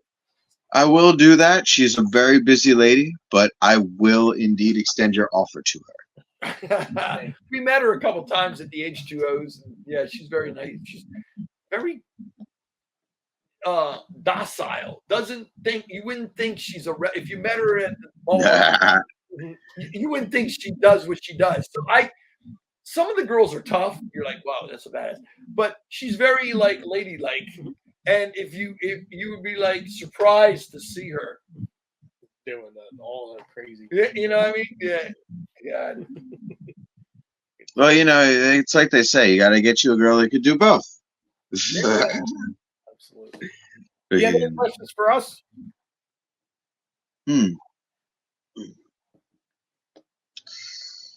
Well,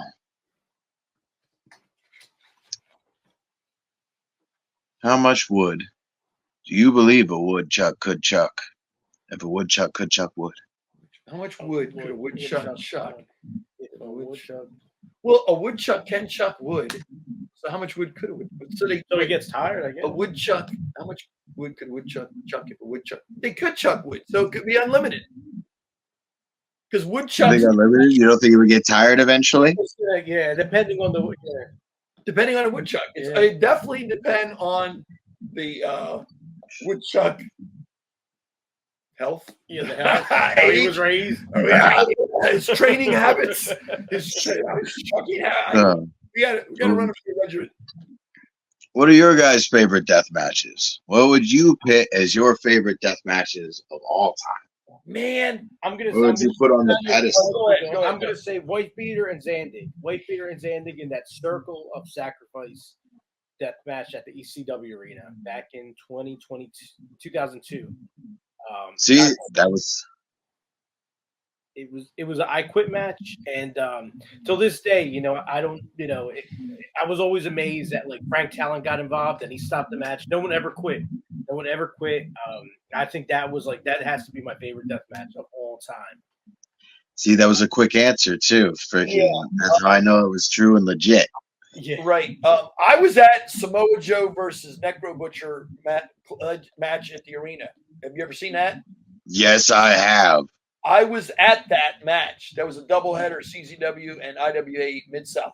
I mean, I was at that. That but I don't consider that like a death match. I consider that more of a hardcore match. There's a difference between I consider that Necro getting brain damage somewhere along the line. he got out. Man, I'm gonna say, God, I've been to so many of them. I mean, I've been to every TOD in Delaware, and I haven't missed any TODs. I've been to multiple Carnage Cups. God, I'll tell you what, that little sicko. I mean, certain ones are legendary. That little sicko and Brian Woods. Have you seen that? And that was insane. I have not. Well, that was crazy. All the Necro and Toby had a series of brain damage and God, brain damage in Delaware. Yeah, Steve Cena. No, the Matt Tremont, he had some crazy Matt Tremont and at Cage of Death, one of those. Man, it's when you ask someone that, it's almost like saying who's the best looking woman in the world. Like I don't know. It's hard, right? It's hard. It's almost impossible. You could say the best of certain things. Yeah, like it's really hard to say the best of anything. It's just so hard. I don't know. I feel like that's my favorite one, the one I named I Quit, the Andy Wife Beater. And the more recent one that I think that sticks out, that I think is very underrated, is Murdoch and Orin Vite, that ICW No Holds Barred Volume 6 at the Millville. Okay. I think that one's slept on a lot. I feel like it's the brutalities up there, and not many people, because there was so much going on that event, not that many people talk about it. I mean, from start to finish, death match. But if you that was outside, right? No, it was in the barn. Yeah, it was in the barn. They went off that roof. They went off Drake. the roof. Yeah. Drake. What about Drake in California? That thing.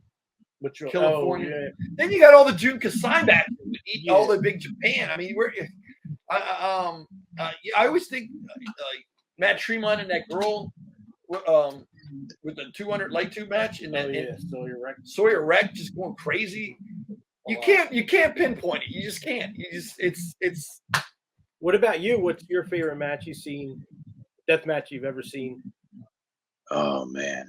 So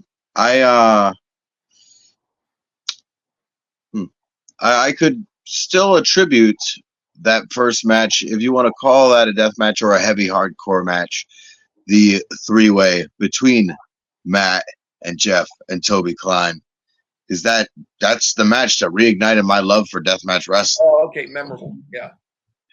And that show was the show that reignited my love for deathmatch wrestling. Okay. So that's my favorite dude's death match.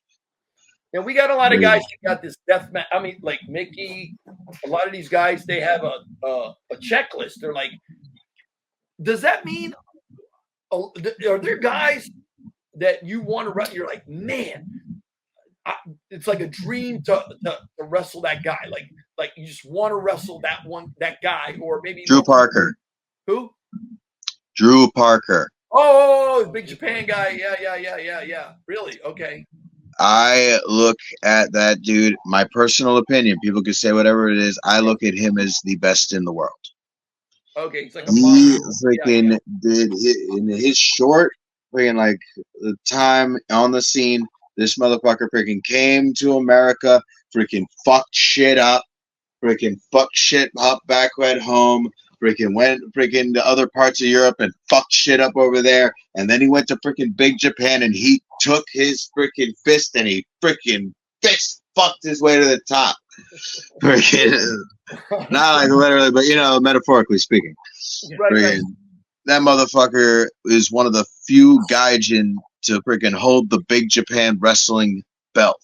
All right. Okay. Oh. Never good.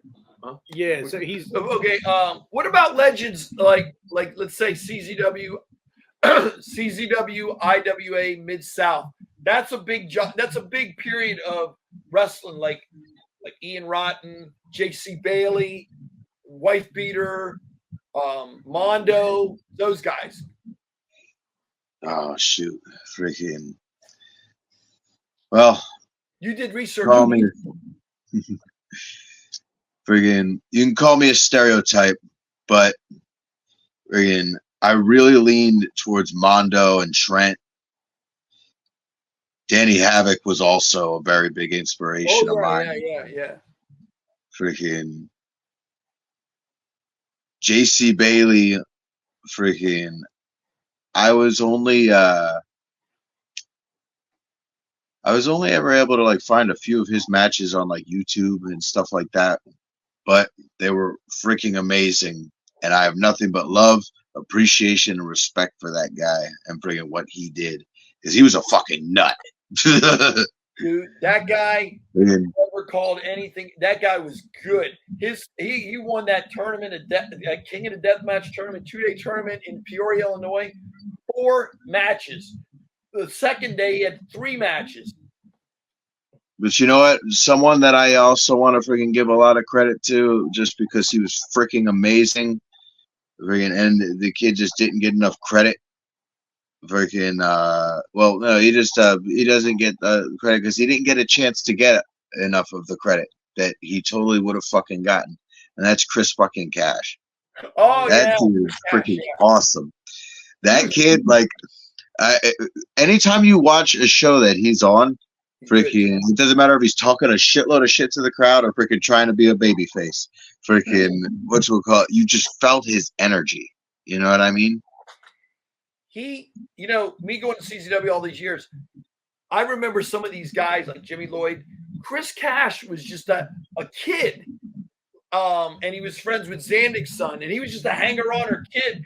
And what's crazy about CZW, you would see guys that would end up being going as fans, getting trained and becoming deathmatch guys, like Chris Cash. He was just a kid, and then that dude was special. Like he was going to do some shit. Yeah, he was kind of. Him and Bailey were very friendly. There's some good pictures with them. Yeah, they were good. Bailey, McCorporal Robinson was good. Oh hell yeah! Kobe Corp was tough, dude.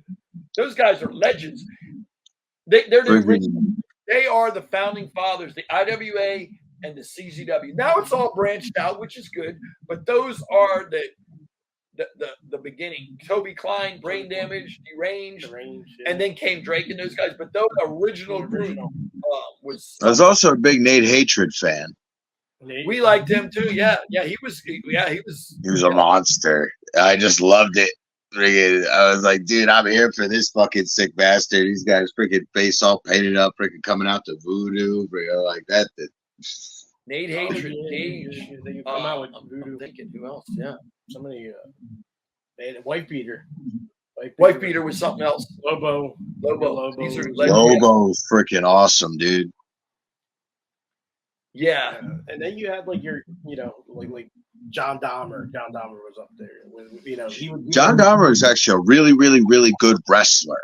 Oh yeah, not just in death matches and shit. John Dahmer's a damn good wrestler. If you watch some of his normal fucking matches, he was a very good fucking technician. Yeah. Hey, have you met GQ? Yeah, you had him at the show. He was at that show. Yeah. GQ. Yeah, GQ did the little commemorative for Chris Cash.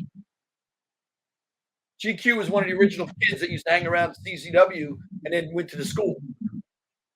Him, Chris Cash, and John Zandig's son, and a couple of the other ones. And they made a couple of the other guys. Yeah.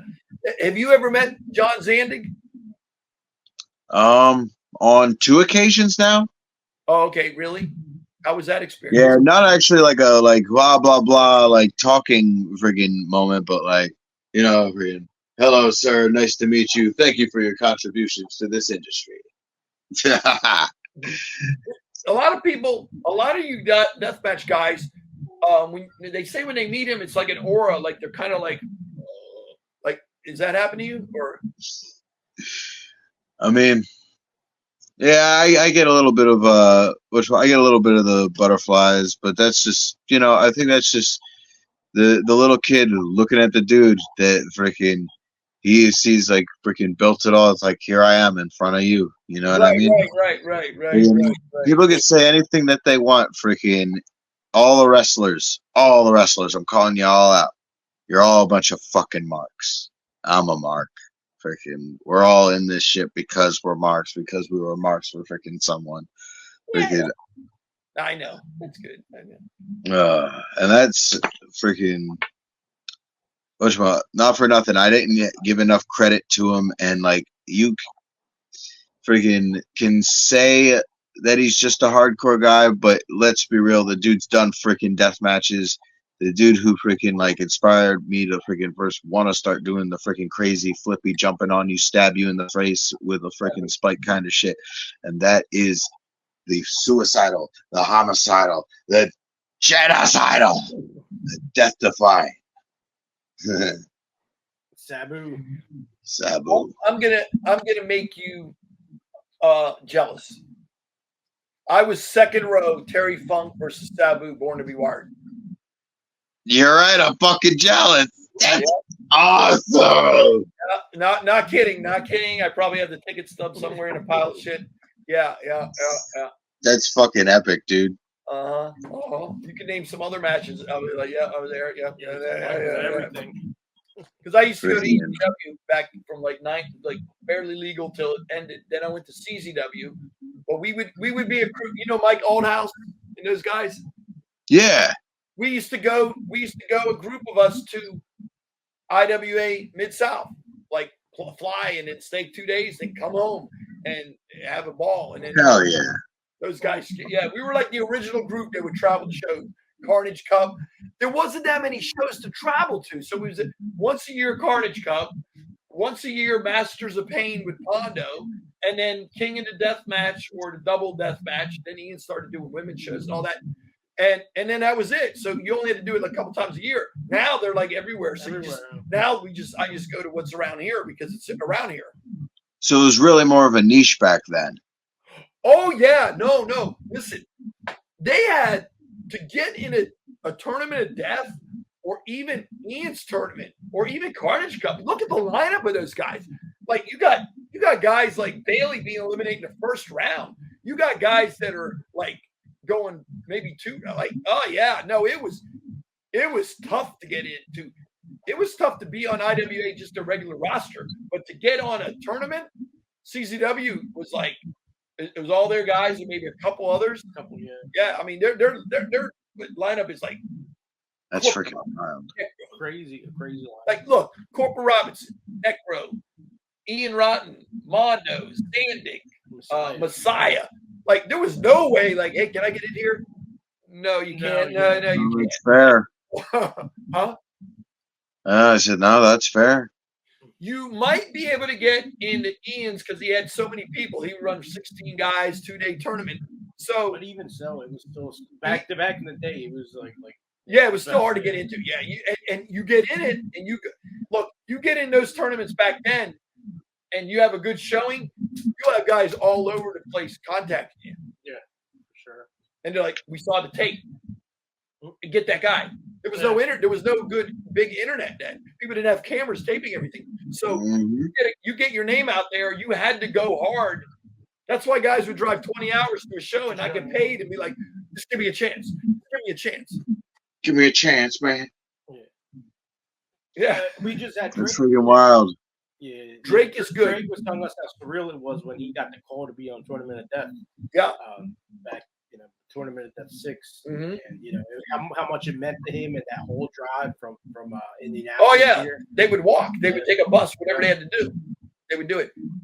We interviewed Brian White, the hardcore Juggalo brother down there in the Mid-South, Deep South, and he won the Spider Boudreaux. Oh, Spider Boudreaux, that's another topic too. He won the Spider Boudreaux gauntlet match. Have you seen that plaque? I don't know if you know about that. He won that. And that was a great match. That guy, when we interviewed him, he was so excited to not only win it, to be in the gauntlet. I'm like, really? Oh my God, Spider Boudreaux gauntlet match. I mean, and I really learned that it's such an honor when like you said, when a promoter says, "Stretch, want to be in the Spider Boudreaux gauntlet match?" Yes. Carnage Cup, like it means something because there's only a few people can do those things. And remember how Brian White was like, oh, wow, he was so excited to not only be in it, get that plaque, and I'm like, really? Wow, he wasn't even in the tournament. He was in the gauntlet tournament to win it. and he won it. And he did a lot of stuff. But I respect you guys, man, for what you do. And it was tough back then to get in these tournaments. Even Carnage Cup, yeah. Now there's a lot of tournaments. It's a little easier, but you still got to do the work to get in the tournament. Yeah. Believe me, it's work. You got to get noticed, and that's effort in and of itself. There's so many people trying to make their name in the game right now. The word oversaturated I've heard several times. So yeah, but the cream always comes to the top. There are people, when a guy like rises, the green rise. Yeah. You got a match this weekend coming up? Not this weekend, but as of this month, just the Ultra-Violent Kingdom tournament, but that is the 19th. Okay, that's going to be good. Speaking of tournaments. Anything you want to plug? Yeah, you got shirt, you got merchandise. You got merchandise. Merchandise. Actually, right now we have Peace, Love, and Deathmatch stickers, which are available at the H2O Wrestling Center. 1 for $3 or 2 for $5. Also coming very, very soon, Peace, Love, Deathmatch t-shirts. We promised it already, but we're going to be taking those pre-orders soon. What's it look like? Well, I don't actually have one on me. Oh, but like it's like a symbol, like your picture, a peace sign. Well, the what's wrong? The peace symbol, okay. a heart, and a skull wrapped in barbed wire to represent the death match. Oh, I like it. I kind of like when you do. Is it going to say Alex Stretch on it or something, or Peace, Love, and Death? Oh no, you see, the Peace, Love, Deathmatch. Peace, Love, Deathmatch is a movement, sir. Peace, Love, Deathmatch. Oh, okay. Is definitely maybe a cult. It's a cult. It's a cult. We're a cult. I'm ready to join. But I'm quitting Scientology. It's all right though. We're not one of those weird cults, trying to like sacrifice goats and freaking like shave babies and stuff like that. You see, believe it or not,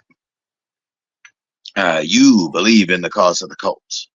You, Justin, also believe in the cause of Peace, Love, and Deathmatch, because you see, what we believe in is the peace of mind that comes from the love that we feel and receive from Deathmatch Wrestling. Okay, I like it. Now I like it. Yeah, it doesn't have to have the name. Sign us up. Peace, love, and deathmatch. People will be like, "What does that mean?" Like, I like to wear a shirt that someone says, "What is that? What is that?" Well, deathmatch. Like, I understand the peace and love, but why are you throwing that in there?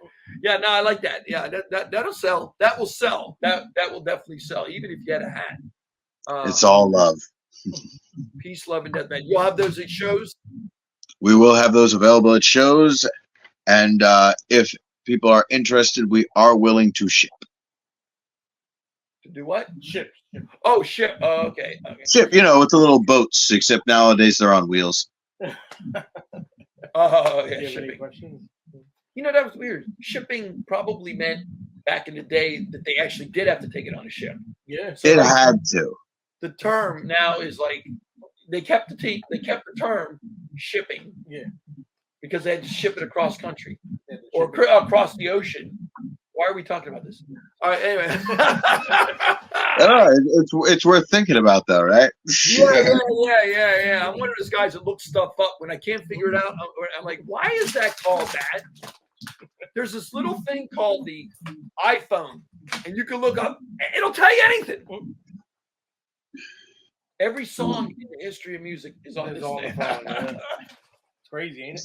Yeah. It is pretty wild just having all that technology at your fingertips. I know. These days. It's crazy. Anything else you want to plug? Let's see. Upcoming shows, we have H2O's Ultra-Violent Kingdom, which yours truly is gotta win. I hope so. This King of the No Ring death match is gonna take his crown. Again? This is the No Ring? No. But, well, I guess this time I'll be taking the kingdom. I'm taking the ring. He's taking a ring. Uh, What do you think of the no ring matches? no ring matches. Yeah. They're fun. Oh, they're okay.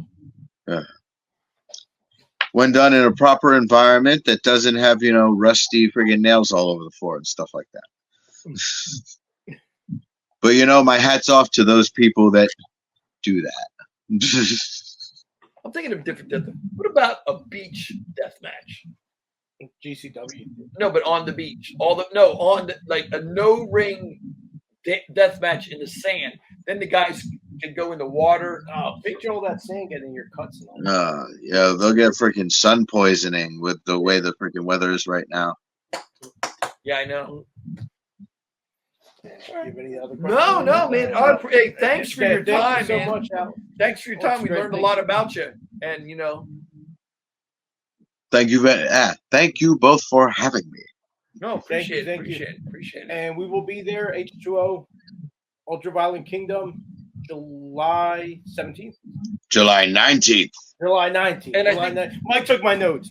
I had to know. Yeah, Mike took my notes. But there's a show. Be there Isn't there a show? or die. They got another show the next night too, right? Actually, yes. And you know what? I would like to plug that as well because freaking H2O and that douchebag the president present Political Warfare. Oh yeah, I saw that. I saw that today. Your website, your Facebook's very good advertisement for matches. You can almost go to that and find out what's going on. He's really on top. Indeed. Absolutely. Check not only my Facebook, but the Facebooks of the H2O Wrestling Center, the H2O fan page. You can get all sorts of information on the company. Also coming up is, if I am correct, on the, first of all, I might not be there, but regardless, the 31st of August, X-Brand Wrestling is having itself another house party. Oh, absolutely. I didn't know about that. I got to find out about this from him too. Oh, yeah. Why don't you tell about me it. these things? I know I don't own the company, but you can at least tell me. I want to be in there as a Look when you fan. started. He knows about it. My bad. I don't know how I did that. Yeah, we'll be having another house party August 31st. We will be teaming up with Mass Movement Wrestling. Trying to remake history. It'll be fun.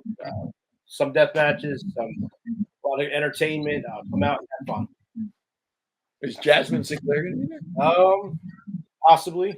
You're gonna have to show up. Man. We got some surprises lined up. Oh God. We'll be back at the H2O Center for X-Brand Wrestling October 11th. And we've got to give a shout out to Perry. PWA will be there October 12th. The deathmatch champ has to represent. Absolutely. Wait, Absolutely. What's that? The PWA Deathmatch. PWA. Okay, yeah, that's right. Yeah. I thought, yeah. How was that winning? So when you won your first belt, how did that? A lot of guys are like, it means a lot to when you won that first belt. How did that feel? It was a good feeling. It was. Another one of those. Another one of those goals reached, so to speak. Freaking. I made a promise to myself. I made a promise to a lot of people at the beginning of this year, and it was a very serious promise. It ain't no freaking gimmick bullshit. No, I believe it. Freaking that is that fucking I'm going to freaking go places. I'm going to take Peace, Love, and Deathmatch places. I'm going to freaking be the person that I know that all these freaking people who believe in me know that I was always supposed to be.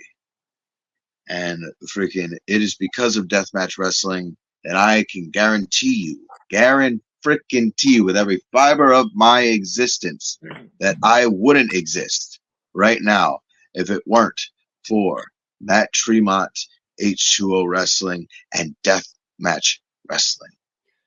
When you have a title like that, when you win a belt like that, does that put something in your mind?